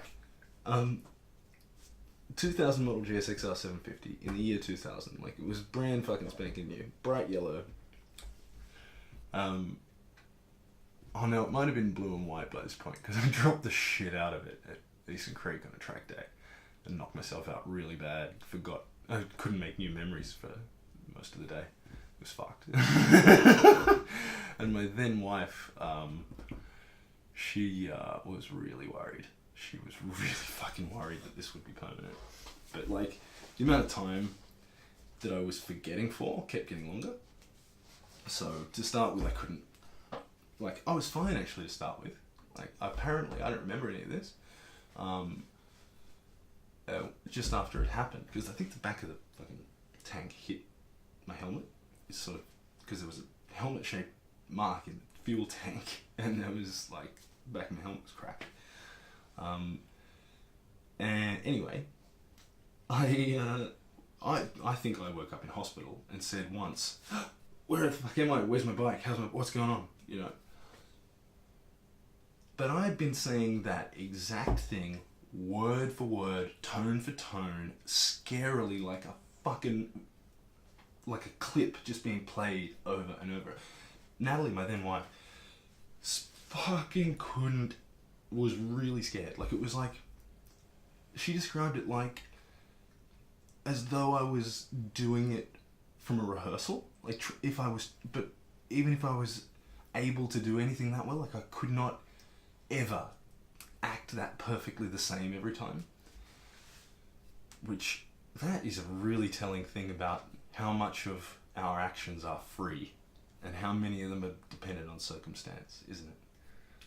Because that's about as close as you'll get to that is a very good actual example of a bit of a weak experiment, but an experiment on free will, isn't it? Like, if that's the only controlled-ish trial you can run. That's the same person, under the same conditions, in the same hospital bed, seeing the same things when he wakes up, again and again and again, with the same brain that hasn't made changes to itself because it can't make new memories. And what do? Exactly the same thing every single time. Because my brain was at that point where this input provides that output. Only that it rewires itself with each new input and output. Do we go, oh, obviously I could make a different choice because now I make that choice? Well, yeah, because you know you just made that choice. But if you didn't know you just made that choice, you would keep making that choice the first time every single fucking time, thinking that it was like the freshest idea and I could make any choice. I'll go this way. I can make any choice. I'll go this way. So that's exactly what I did.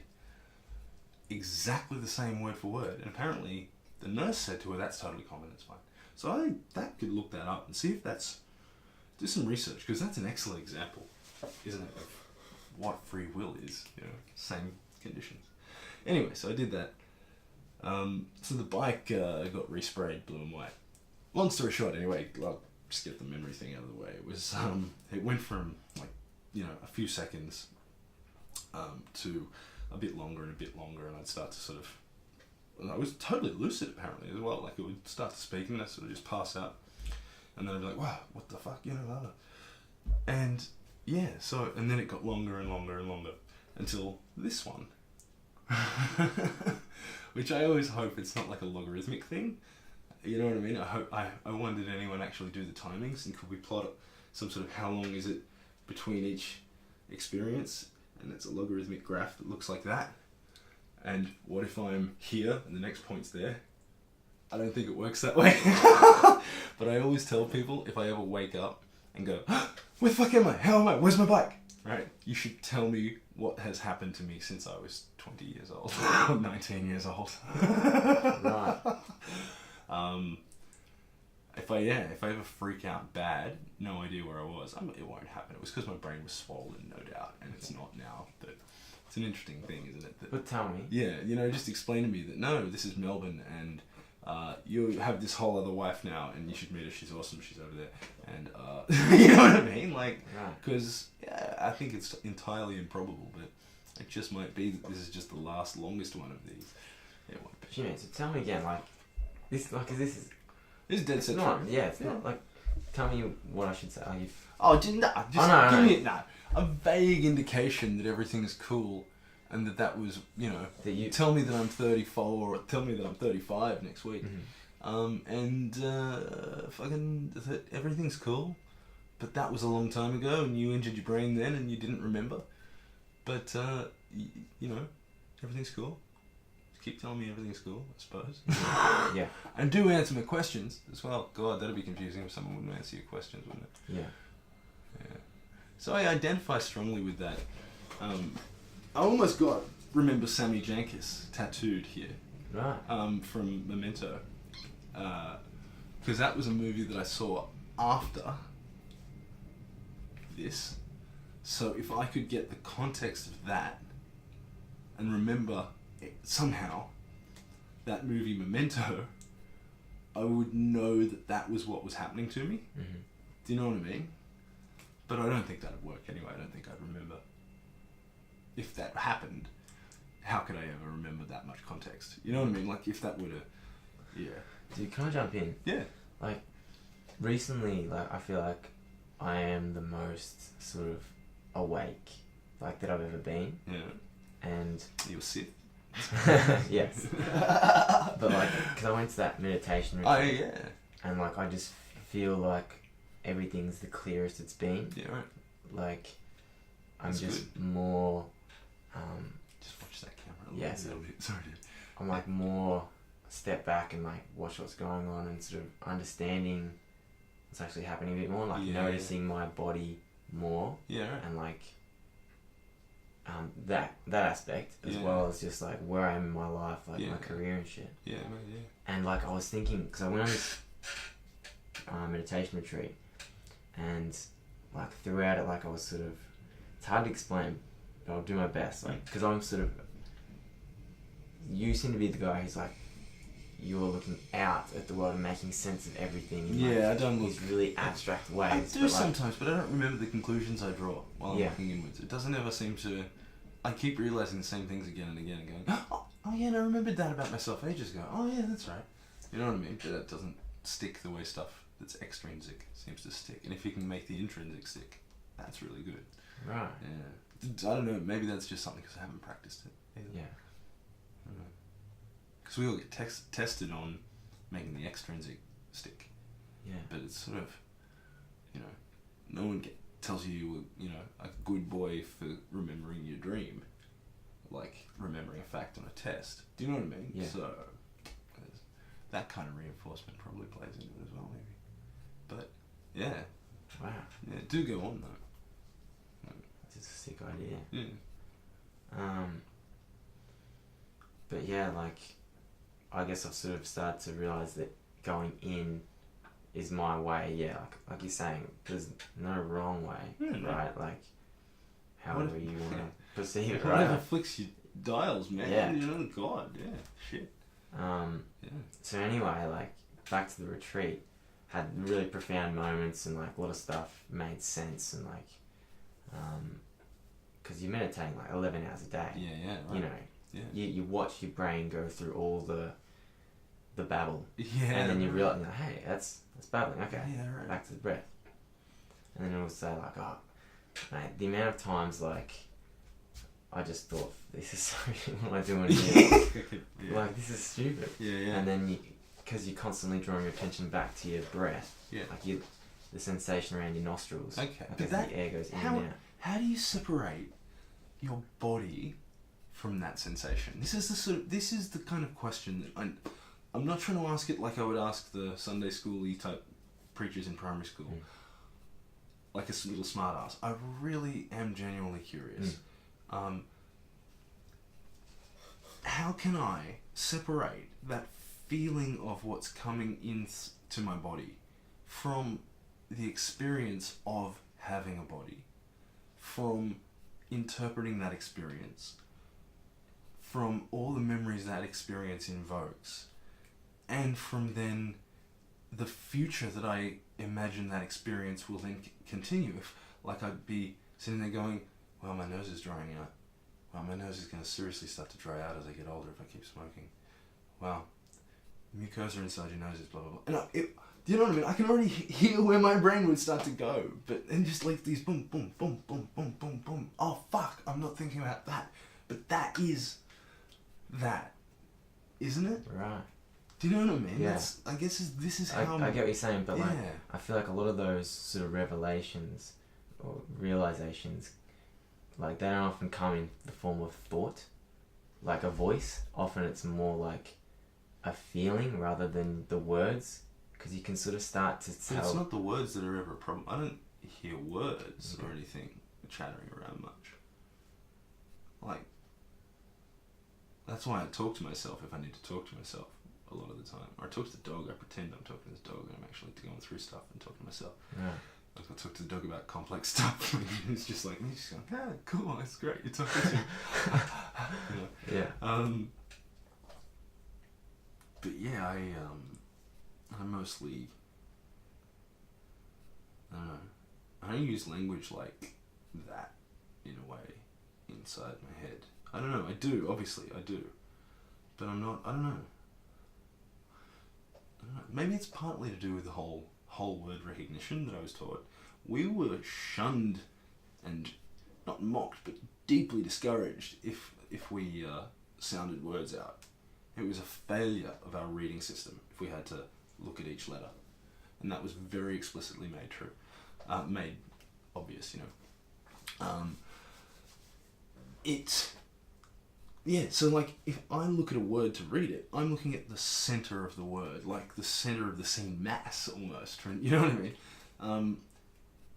Or if it's a long word, I'll sort of look at a chunk of the first and look at it as a whole picture, and look at it sort of a glance across a chunk of the second, based on the. This is why I hate some fonts, just because they're hard to read for me. Like some that other people don't have a problem with. Cursive writing, you just can't. I have to look at it and physically look at what each letter is, and I'm not used to that.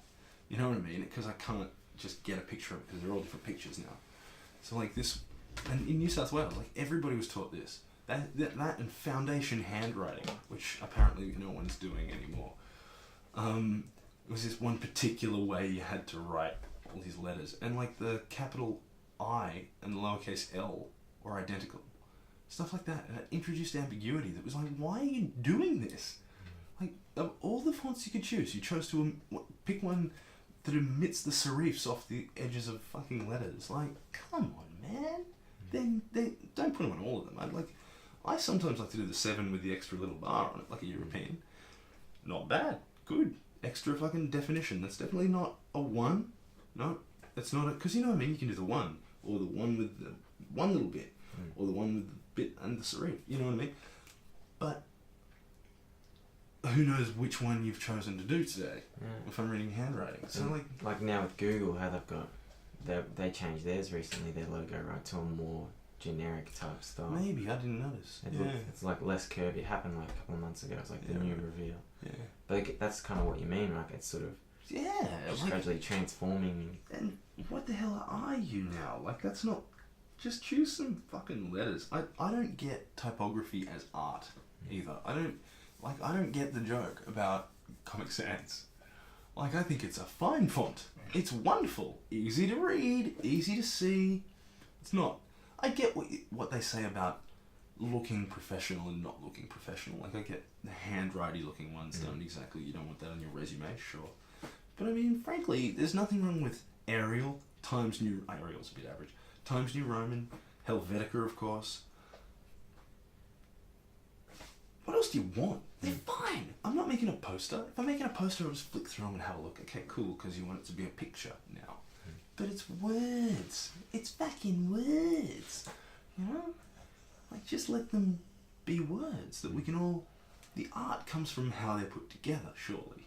This is not a time for that, you know? It's like, I don't know, trying to look at the Mona Lisa and someone's having a fucking, like a strobe light as a part of a dance party fucking flashing in your face right above it. It's like, bro, I know it's all visual and it's supposed to be fine together, but that one really is overpowering and this one, stop it. It's just like, that they can go together doesn't mean that it helps either of them, you know? Yeah. Mate. Back to the... Just hold up. Yeah. You've like, kind of... What's that? Because like it's something I want to do, but the fact that I'm going to say it to you means that I'm going to feel the reward of having done it already, and then I won't do it. Well then, you don't have to say it. Yeah, I don't think I will. Okay, that's fine. Curious, very curious. I must get in and read your dream. Yeah, man.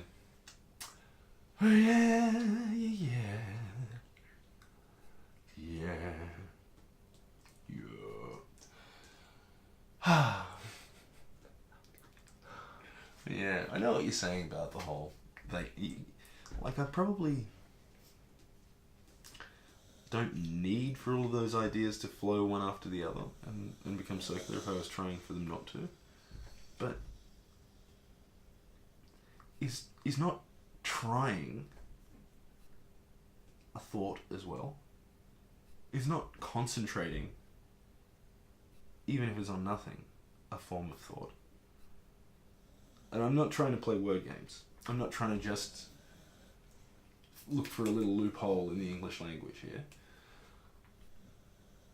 But what is concentration? You know what I mean? If I concentrate on the colour blue, or on my mother, or on Sigmund Freud, you got him before you. Why is that different to trying to concentrate on my breath? Why is my breath, and you know what I mean, or nothing? If that, I don't know if I understand correctly, but if nothing is indeed the goal, or to clear your mind in a sense, is black not a shade as well? I'll have a go at trying to explain. I don't know if this would be... It'll just be word games if I don't want it. You know what I mean? If I can't accept the answer as well, I won't be able to accept it if I can't. But please try. Yeah, this is the best I know. So, at this place, the first 3 days, we practiced Anapana, which means awareness of the breath, I think. Okay. And so basically that involved drawing your attention straight away to like the area over your lip and up to your nostril. Okay. And bring your attention to your nostrils in particular and the air going in and out. So not the actual air, but like the sensation of the nostril like getting brushed by the air. Okay. Okay, so like you thought of one like, oh yeah, what's this happening? Like, what have I got to do when I go back? And it's just random stuff. Always, I'm meditating. I'm in the room. Okay, back to this same spot. Oh yeah, there's cold air going in and there's a bit warmer air going out. Okay, and you just keep sort of falling back and forth. And the initial day, it was like pathetic, you know, because the mind just wanders so quickly. Yeah. Already, like in this conversation, my mind wanders a lot because there's so many crazy ideas. Yeah. But like, generally, like my attention span had been quite straight away, like phone, this, that. But when you don't have any distractions and you live like a monk, essentially. Yeah. That's what it was. You weren't allowed to speak. You weren't allowed to look anyone in the eye. Yeah. You had to wake up at before 4:30 because the first session was at 4:30. So you had to walk down, have a piss, come up, and then you have a 2-hour session with the whole group, so all 50 people. And we're out again. Good. Do you want to check yours? Yeah. That's alright. I'm catching the audio still. Yeah. Cool. And it was broken up. Like then you'd have breakfast for 2 hours, and like so anyway, sort of broken up day in between meals, and you're meditating generally in the hall with everyone, or you can go to your own room for different sessions and practice by yourself. And as those first 3 days went on, gradually I became like, I was staying with the awareness right here for much longer, like minutes at a time. Yeah. Just watching it in and out, and then like you'd notice a thought come up, and you get really quick at bringing it back. Yeah, right.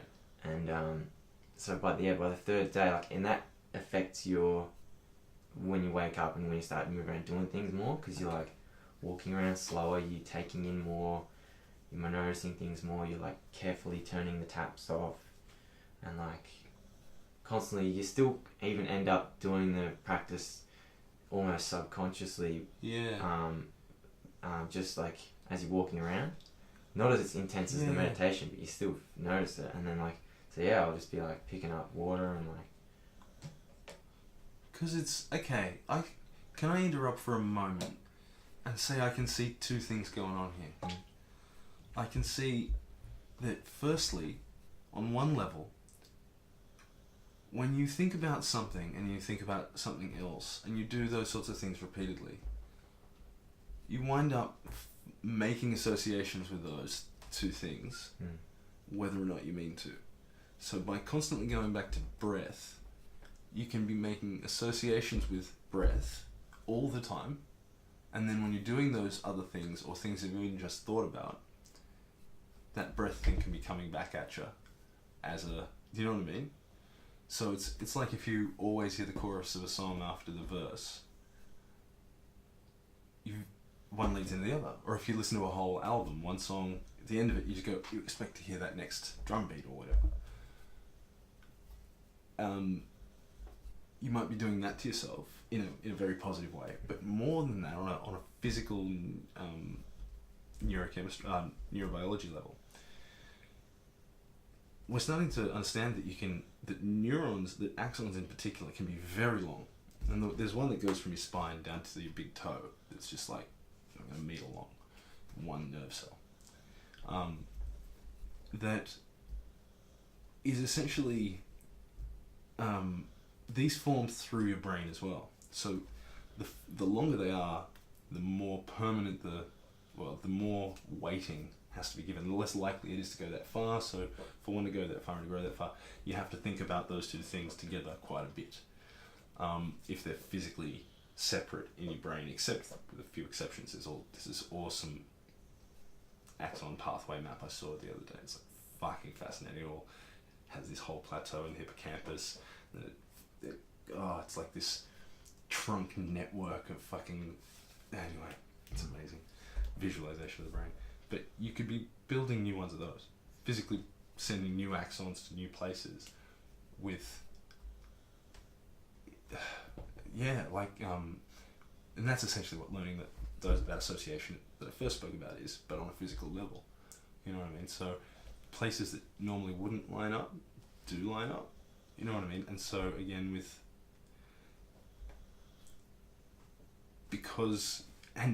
and then the other side of that is, if instead of just thinking about and not thinking about, but still observing objects that you normally see, I don't know why I'm trying to explain this not away, but on a neuroscience level, because that is what I'm fascinated by this level, but I don't know if that helps. It doesn't, does it? Not really. It helps me. I don't know, to understand does it help? Does it really help me to understand what's going on? I suppose it does. I don't know if knowing what brains are about is actually going to be that helpful in terms of... I don't know, the more we know about brains, the more we can explain away as obvious and necessary. And it really removes a lot of moral agency. If you think about it, if we are just a collection of circuits, that we can tune our own circuits, and that's awesome.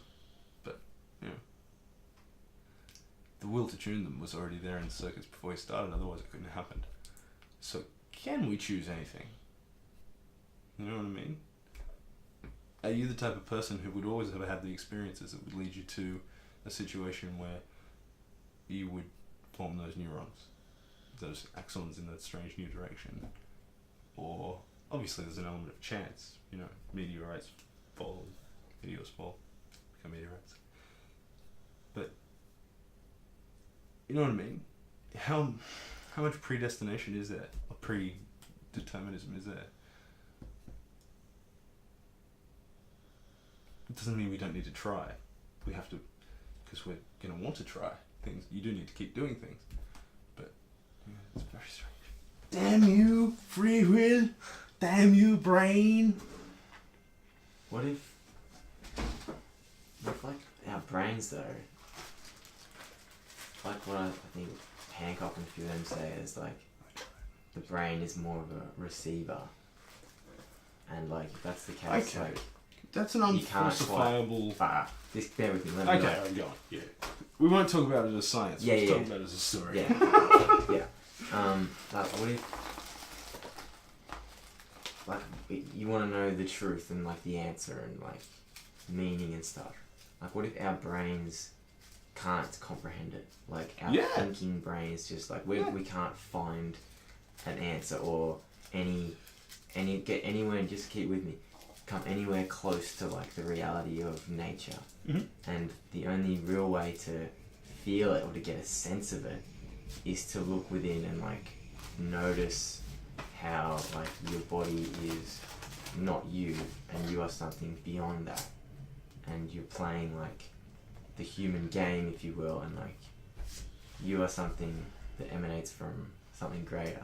You had me up until, therefore, we are not, you had me up until basically we may not be able to comprehend what's going on. Okay. I fully, to agree with you to start with, I absolutely see no reason to believe that we are some kind of end point and that we should, in principle, be able to understand everything. Or that we can create analogies that are meaningful on more than one scale. So this is why perhaps relativity and quantum mechanics are reconcilable only to us. Maybe it is on a grand level, it does make perfect sense, but we just don't think that way. We haven't developed the thinking tools to think that way. That leads me to my next point, which is that we develop new thinking tools all the time. People once upon a time, when you control for effects like education, people who lived in the 1850s, if they took an IQ test today, their mean score between the group would not be 100 like it should be in a well-designed IQ test. That's the point. It would be down around the 86, I think, 87. Like, that's when you control for education level, income level, native speakers, all the stuff you have to control for in an IQ test, because they're not awesome anyway. But why? And the only answer seems to be that we actually have been developing in a pretty rapid succession of, beats, some awesome thinking tools. Even just ways we look at the world and see groups differently, and the ways we organize ourselves politically, the ways we, you know what I mean? We use different sorts of maths in a day-to-day basis. We have to conceptualize space in a different way. We all use maps, whereas once upon a time, very few people used maps every day. But I must be on Google Maps every day, twice, thrice a day. Maybe not every day, twice or thrice, but most days, good few times. Just go, oh fuck, let's have a look on the train. Oh yeah, that is just there. That's what, I don't know. Like, it's these kinds of things. That doesn't, like, it can't be natural selection. No one stupid is dying at an alarming rate. You know what I mean? It must be cultural. Which, if that's the case, we have to look at history differently as well, because we look at why didn't we organize into big groups and do agriculture until very recently in history. Maybe we lacked the thinking tools of organizing together and dispute resolution and third party dispute resolution, binding. Go to the judge, I'll sue you, fine, let's go to the judge, and whatever he says goes. Maybe that was not agreed upon because, no, fuck off. As soon as somebody decided, they just wouldn't stick to it. But that thinking tool of teaching your kids that, no, this is how that goes, and, obviously keeping everybody in line at the point of the gun ultimately helps. That's the rules. But maybe that is that thinking tool of, eventually you do have to keep everyone at the point of the gun in order to have a big civilization like this. Maybe that's just a thinking tool as well. Authoritarianism could be a great thing for people without even knowing. You know what I mean? Like, it's a little bit of authoritarianism, and we get to have bridges and hot and cold running water. It's pretty cool. It's not actually that bad. Like, it's, it's not great that that's the way things need to be, but it kind of, it's the price you pay for civilization. And how do you use tax? And how do you collect tax? No one wants to fucking pay it. So you kind of have to. And it sucks that you have to do it at the barrel of a gun, at the point of a sword, but you have to. Anyway, I digress. So the point is that maybe all of that, those are thinking tools that we've developed over time through no bigger cranial capacity. Better nutrition, yes. But is that enough to explain it? Well, I don't know. I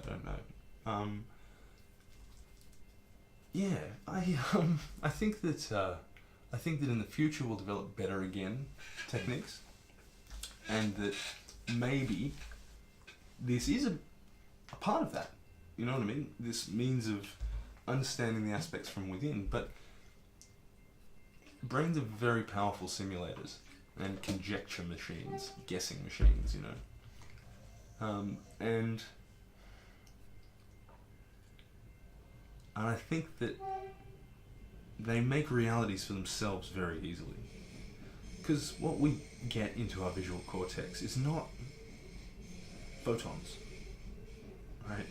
It's the same broad type of data that comes into our auditory processing systems and our olfactory processing systems. It's just electrical impulses. It's all the same stuff, doing guesswork and pattern recognition based on, seems like guesswork, which is more complimentary than it sounds. It's not, it's just guesswork. No, but it like makes awesome guesses based on previous associations. And if this neuron fires, if these two around me fire, I'll fire. But if only this one fires, I won't. Or that would be just trinary. But you know what I mean? If you've got 500 other dendrites attached to that axon, you know what I mean? Then, oh, they've all fired, boom, I'll fire. Suddenly, it's a very big network that can make awesome guesses. That you can make, you have to construct this world already. Distance isn't what we, my hand projecting onto a smaller part of my retina, or this color, this changing color from here to here, projecting on my retina, is not actually what this world is. That's just a projection on a two-dimensional hemisphere almost. Well, it's not two-dimensional, but do you know what I mean? It's a projection onto a hemisphere that gets turned into an array of electrical impulses in my retina, goes down my optic nerve and just comes into my brain as just data, as just this electrical signal that my brain somehow interprets and goes, cool, that line, I can see where the wood stops and the plaster starts. Oh, and it's a shadow, cool. Oh, that makes sense, I'll move around. Parallax makes it real. Do you know what I mean? Like, parallax, as I change where I'm looking at it from, if everything moves appropriately, well, this must be closer to me, it moves more. You know what I mean? All this sort of stuff. But the idea that we couldn't then make our own guesses which suit our own interests, that's the part of it I sort of leave you with, because looking internally, you do a lot of that. Because until the Enlightenment, essentially, that's what scientists often did. Looked inside, and there was this sort of belief that you could just sit down and think about it, and eventually you'll come up with the right answer. And that belittles it, because they thought it was a lot more to it than that. There was, God may have been involved, or that just it was human thought. There was a lot of philosophical argument about that, whether, you know, it was just thinking about it yourself, or whether it was thinking about it long enough to let God into it. And we kind of, not to sound arrogant, but that's what the scientific method is sort of realizing that no, just thinking about it long enough, you can come up with awesome answers, but they're more often than not just elegant and wrong. You know what I mean? Like, Einstein didn't think what would happen if I sat on a photon and go, at the end. He worked it into Maxwell's equations and came out with relativity. You know what I mean? Well, not exclusively that, but it doesn't mean anything if you don't test it against observation either, and it doesn't mean anything much if you can't work it into existing theories, because existing theories, and this is the other end of things where I do really start to disagree with that idea, existing theories are good in everything, even if they're not perfect. And what I mean by that is, we know, people talk about, well, what if this, what if that with the brain? We sort of know that certain parts of the brain are responsible for certain things. And we know this by when you chop them off of people, stuff happens, right? Or if they have a brain tumor in that area, and it presses on another area, or starves something of blood, it's pressing on a blood vessel, and so some other area of the brain doesn't get enough blood, it changes their personality greatly. And they used to do way more barbaric stuff and just cut out people's brain parts, or cut out rats' brain parts and see what happens now. How much of a brain can a rat live with? Let's find out. You got the vacuum? Yeah. I got the knife. You got the saw? Yeah, cool. You got the rat ink? I don't know. You know. And a lot of ghoulish work got done on that kind of thing. In fact, the best definition I've seen, and I think it's the definition of the prefrontal cortex, is, maybe it's just the definition of the frontal lobe. I think it's the definition of the frontal lobe. Is the part of the brain which, when stimulated with electricity, causes no part of the body to move. Isn't that interesting? Which means, at one point or another, they have probed and prodded human brains with electricity all over to find out what part of you moves when that happens. So they'll prod here, let's say, and you start to hear crazy shit. Okay, cool. And your cochlea goes bananas, or and your audio, I think it's just auditory nerve, it starts going ballistic, and you know what I mean. You can see the activity there and stuff that's connected to that. Okay, cool. And you start playing brain stems, and you start you're playing cerebellums and stuff, and see, oh my god, it does this. Okay, cool. Or you cut out this, and the person just can't see. Okay, how far can we cut up this before they can see? Oh, cool. Well, we'll call that a different area. That's all it's been. It's been a long series of trial and error going, well, this does this. Okay, cool. So that's sort of another thing about the aerials, that brains aren't making things, they're just listening for things, and we're something else.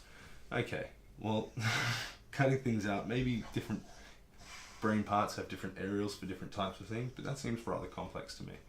You know what I mean? If you cut off somebody's frontal lobe, which used to happen a lot, back in the 60s and 70s, it probably still happens quite a bit. They're not the same person they were by any stretch of the imagination, but maybe you just cut off that aerial for that part of them that used to be a creative soul, or you know what I mean? But now they're not that. But I don't know, it just seems like you're just adding a layer of complexity then. I don't know, you can't explain that. Stop there. Occam's razor applies. You know what I mean? It's way simpler to stop there. Why add, and elephants did it as well. You know, it just, okay, you can say elephants did it, but I don't see any elephants, man. So whatever. I don't see any droppings or trail, you know. But, yeah, so there's that, and what was the other thing I was going to say about that?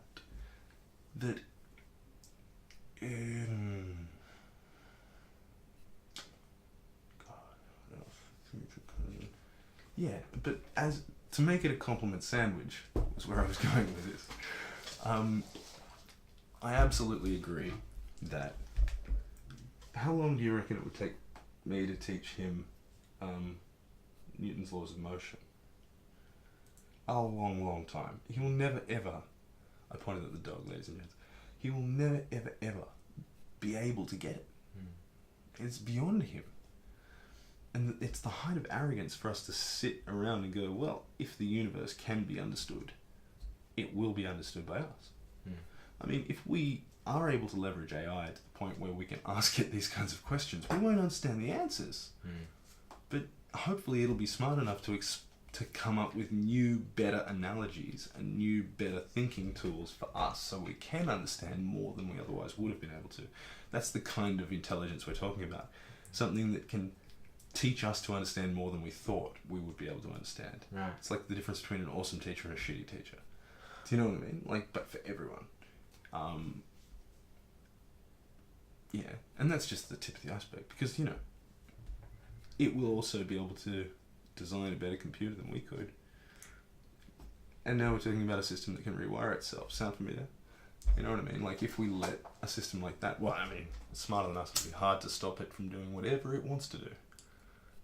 Because its interests won't necessarily align with ours, and where those interests diverge, it's smarter than us.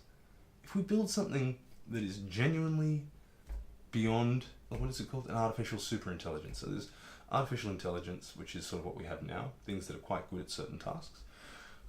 There's artificial general intelligence, which is what we're working towards, which is not really much smarter than us. You know what I mean? It's basically one human brain or thereabouts that can do anything like a human brain can, learn at the same sort of rate, and spit out the same sort of data.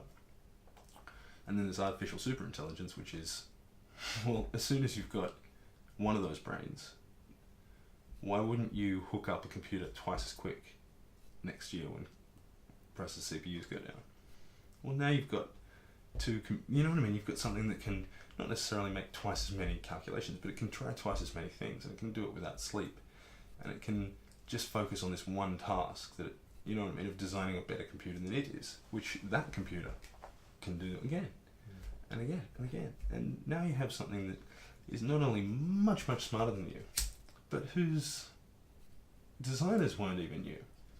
It has no, even if it has some concept of morality and sense of, oh, thanks, mum and dad, for designing me, it's not talking to you any more than we would look at, you know, our cousins, our 45th or whatever they'd be, cousins, bacteria, and thank them for our common ancestry. It would be absurd. I don't feel like I've got anything in common with those little buggers. Nothing to do with me. But it's only what? It's probably more than that for bacteria, isn't it? You know what I mean? 500th cousins or something. But how many generations have there been on Earth? We're not all that separated.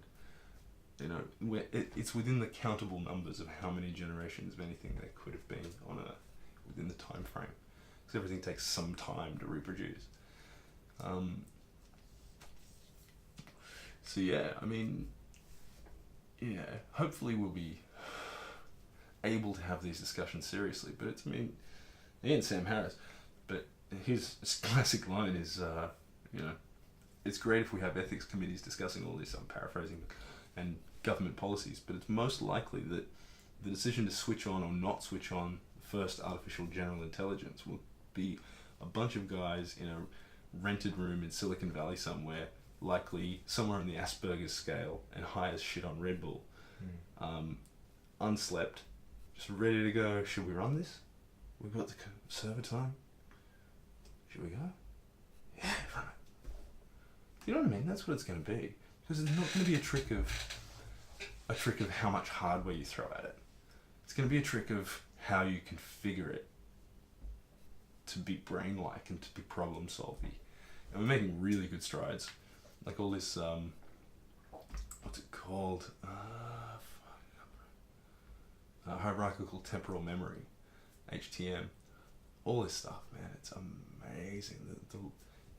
The leaps that, I mean, as long as you input serial data, which is what sort of thing that comes into a brain normally, vision or hearing information, you input serial data into these things and it spits out awesome guesses about what it, and it's not as good as a person at most tasks, but they also haven't wired up 10 trillion of the things, you know. And they spit out really good guesses about things they've not been taught before. You don't have to program them to do a task. They're just able to learn new tasks based on how well they appear to have done on the previous tasks and guess new ways to do it. And, oh, that one worked better. Like, it's learning. You know what I mean? We have learning systems now that kind of work really well. And if we can wrap our heads around doing all this, because it's just a matter of, it's all virtualized. Like, there is no physical system they built. They didn't build a new kind of computer. They just built this on a normal computer, in the software, you know. It's fucking amazing. But yeah, as much as I would, I don't know, I find that you got to be careful not to get into the god of the gaps with your own thinking. So because science doesn't understand it, or we don't have the capacity to understand it right now, does not mean that that should be ascribed some mysterious or mystical property. That consciousness is something we can't quite describe or understand yet. Doesn't mean it's a spirit. It's just a property of a physical system we don't fully understand yet. I mean, that's, you know, fairly dogmatic belief in monism, and, you know, that we're physical, we're not anything other than physical. But I don't know. We are. So that's an absurd argument, but I don't know. It's quite incredible to me that you can apply science to every creature. I wrote this down. What was it? Gardsard. Yeah. Yeah. The evolutionary reticence effect, he calls it. And it's it's brilliant. The idea that evolutionary biology, evolutionary psychology, these things can apply to all other creatures, but not humans. You know what I mean? Like, they don't even like evolutionary psychology for that, because it's just for humans, essentially. But the idea that, oh yeah, man, well, sexual selection, that's the sort of thing that, because there's a peacock's tail, but that couldn't be why we're hairless, could it? That couldn't be why we walk upright, could it? It couldn't be why we have big brains, though, could it? You know?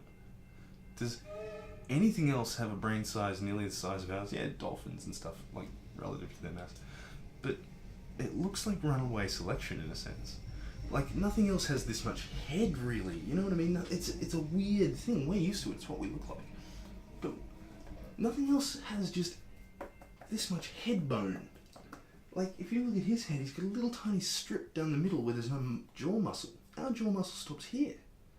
Because all of this went when it grew out. Like, human women can't necessarily give birth because we have babies with such huge heads, so premature by every other creature's standards, that they can't walk or look after themselves. Because if we had them any longer, their head wouldn't fit out of their mother and they'd both die. So you can't have that. But if you have a preemie baby with a massive fucking head and you pass on those genes, that worked out. We looked after it, it got through it. And we call 9 months a normal birth. But we give birth to incredibly undeveloped things compared to other creatures. It's very much because any bigger, a woman can't walk. Like, I don't understand the exact mechanism why, but it was explained to me that if a woman's pelvis got any bigger in the actual, that section in the center that the baby has to pass through, if that pelvic bit got any bigger, it'd have to twist the pelvis around to do it, or some such, and a woman couldn't walk except, like, by doing this, and there would just be this, like, health, like, women couldn't walk and keep up with the group. They would, you know what I mean? Sexual selection is great, but if they all die, it doesn't matter. If they don't make it to maturity, it can be a handicap that makes it more likely that they'll breed, but if they physically can't make it, natural selection trumps sexual selection in that instance. It doesn't matter how pretty she was if she can't walk. You know what I mean? Or how big of a baby she could maybe have delivered. She can't walk. It doesn't matter. So, yeah, there's a physical limit to, if our brains got any bigger, women couldn't walk, or we'd have to give birth to actually really premature babies, which we kind of can do now. So, and there's cesareans as well. Like, if we just went, okay, we found the gene for making our brains even bigger, we're going to do it, but we have, basically now we know, if this civilization thing stops, we're fucked.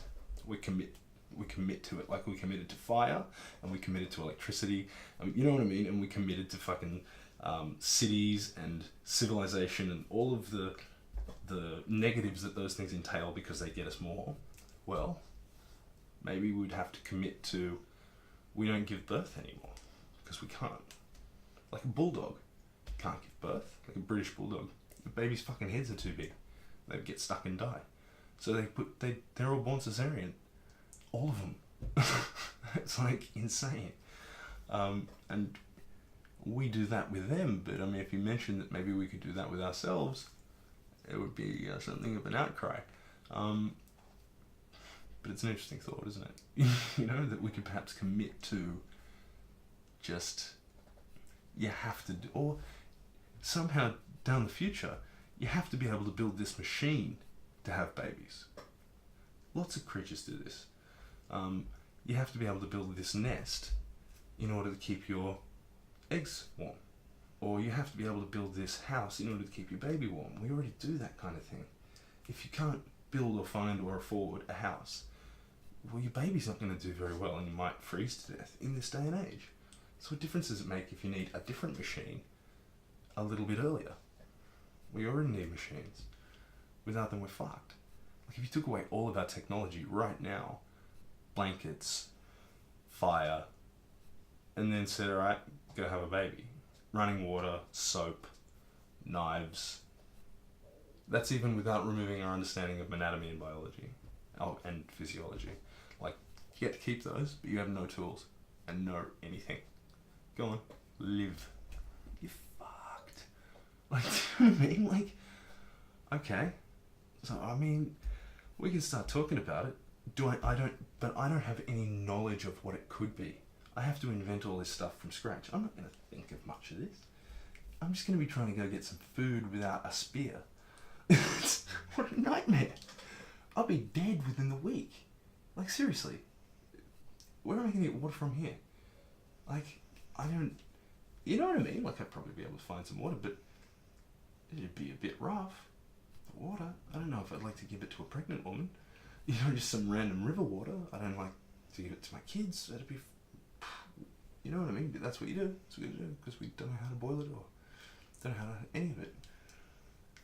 So we already make that deal. You know, fire is the big one I always find. Like, we talk about, yeah, it's normal. Just have a fire inside your house. Like, yeah, we know how to do it. There's a fireplace and a chimney. Yeah, fire right there. Look.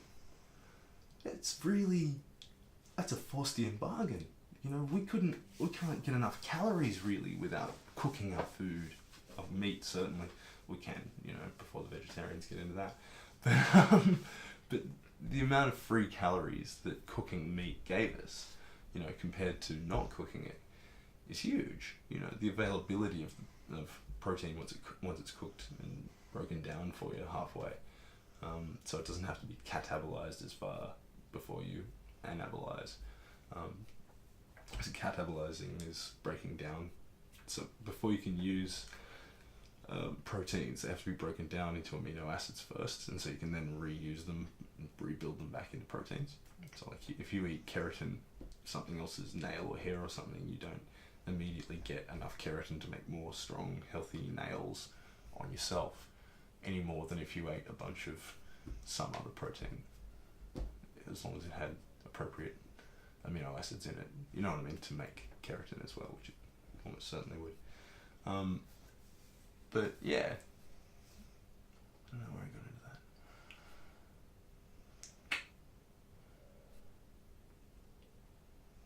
Yeah. Dead air, dead air, dead air. Yeah. Well, maybe we pause it there. I don't know.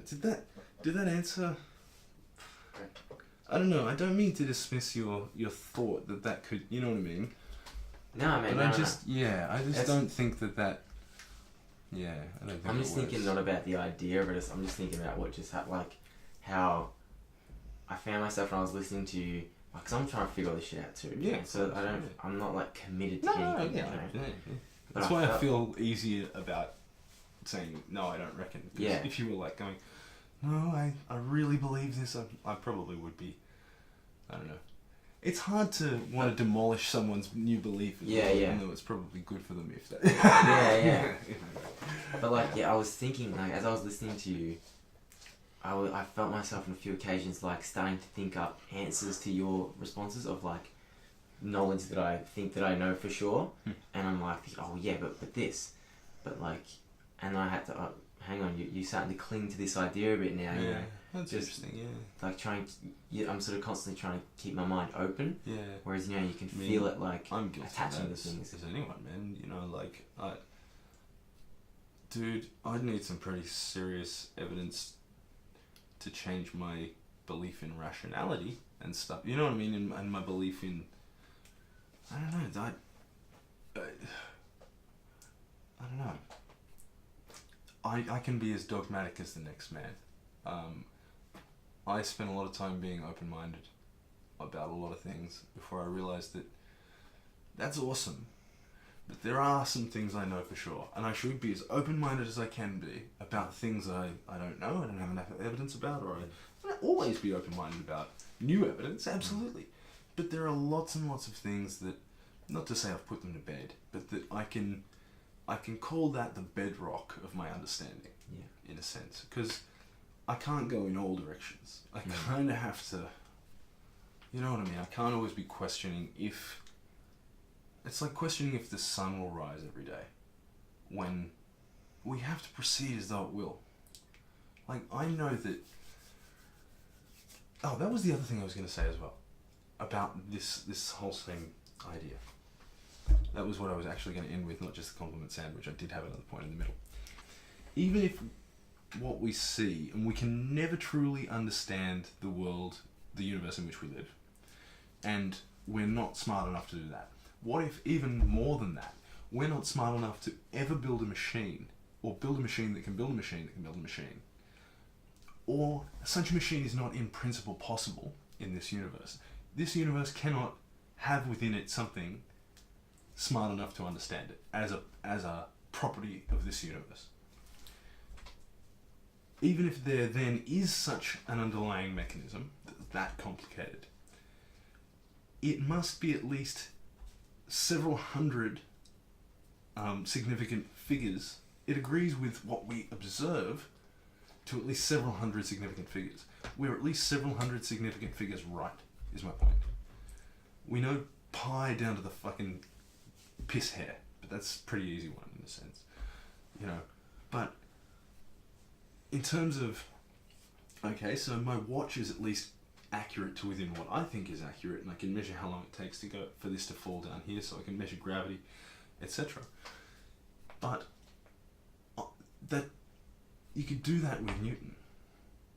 You could get that right answer under those circumstances with a high enough thing, if you had an accurate enough stopwatch, and if you could do it accurately enough, and you could compensate for the amount of extra time it takes you to, you know what I mean, for the sound to get up to you if it's long enough and you can't see it anymore. You have all that sort of thing. But you could work it out. Newton could work that stuff out if he had a reasonable enough clock.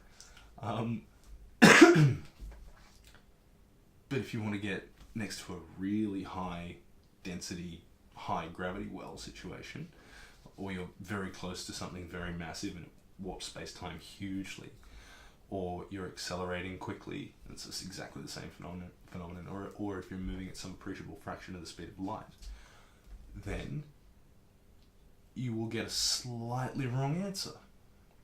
Significantly wrong if you're close enough to something massive enough. Using Newtonian theory as opposed to using relativity. But for all practical purposes, we mostly still use Newtonian mechanics to get through our day when we need to figure out where stuff's going to be.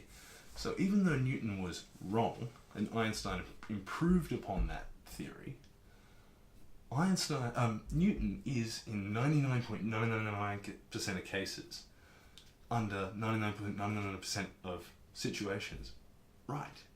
You know, even though it was improved upon, the next improvement will be at the next end of the orders of magnitude, it seems. We might have some massive revolution and find we've been wrong in all directions, but it will be one of understanding the mechanism rather than one of doing the maths. Because we can already build things to such magnificent tolerances, and our theories are so well confirmed already that we're talking hundreds of significant figures. And so if we want a better theory than the one we have, cool, but right now we can't even measure the difference, because we're right up to the point we can measure it within the tolerance of the gear and the tolerance of the experiments we designed to measure these theories. We're right so far. And so it would have to be even if we don't understand, whatever is true would have to be compatible with what we see. So I think that it would have to be a very small difference indeed.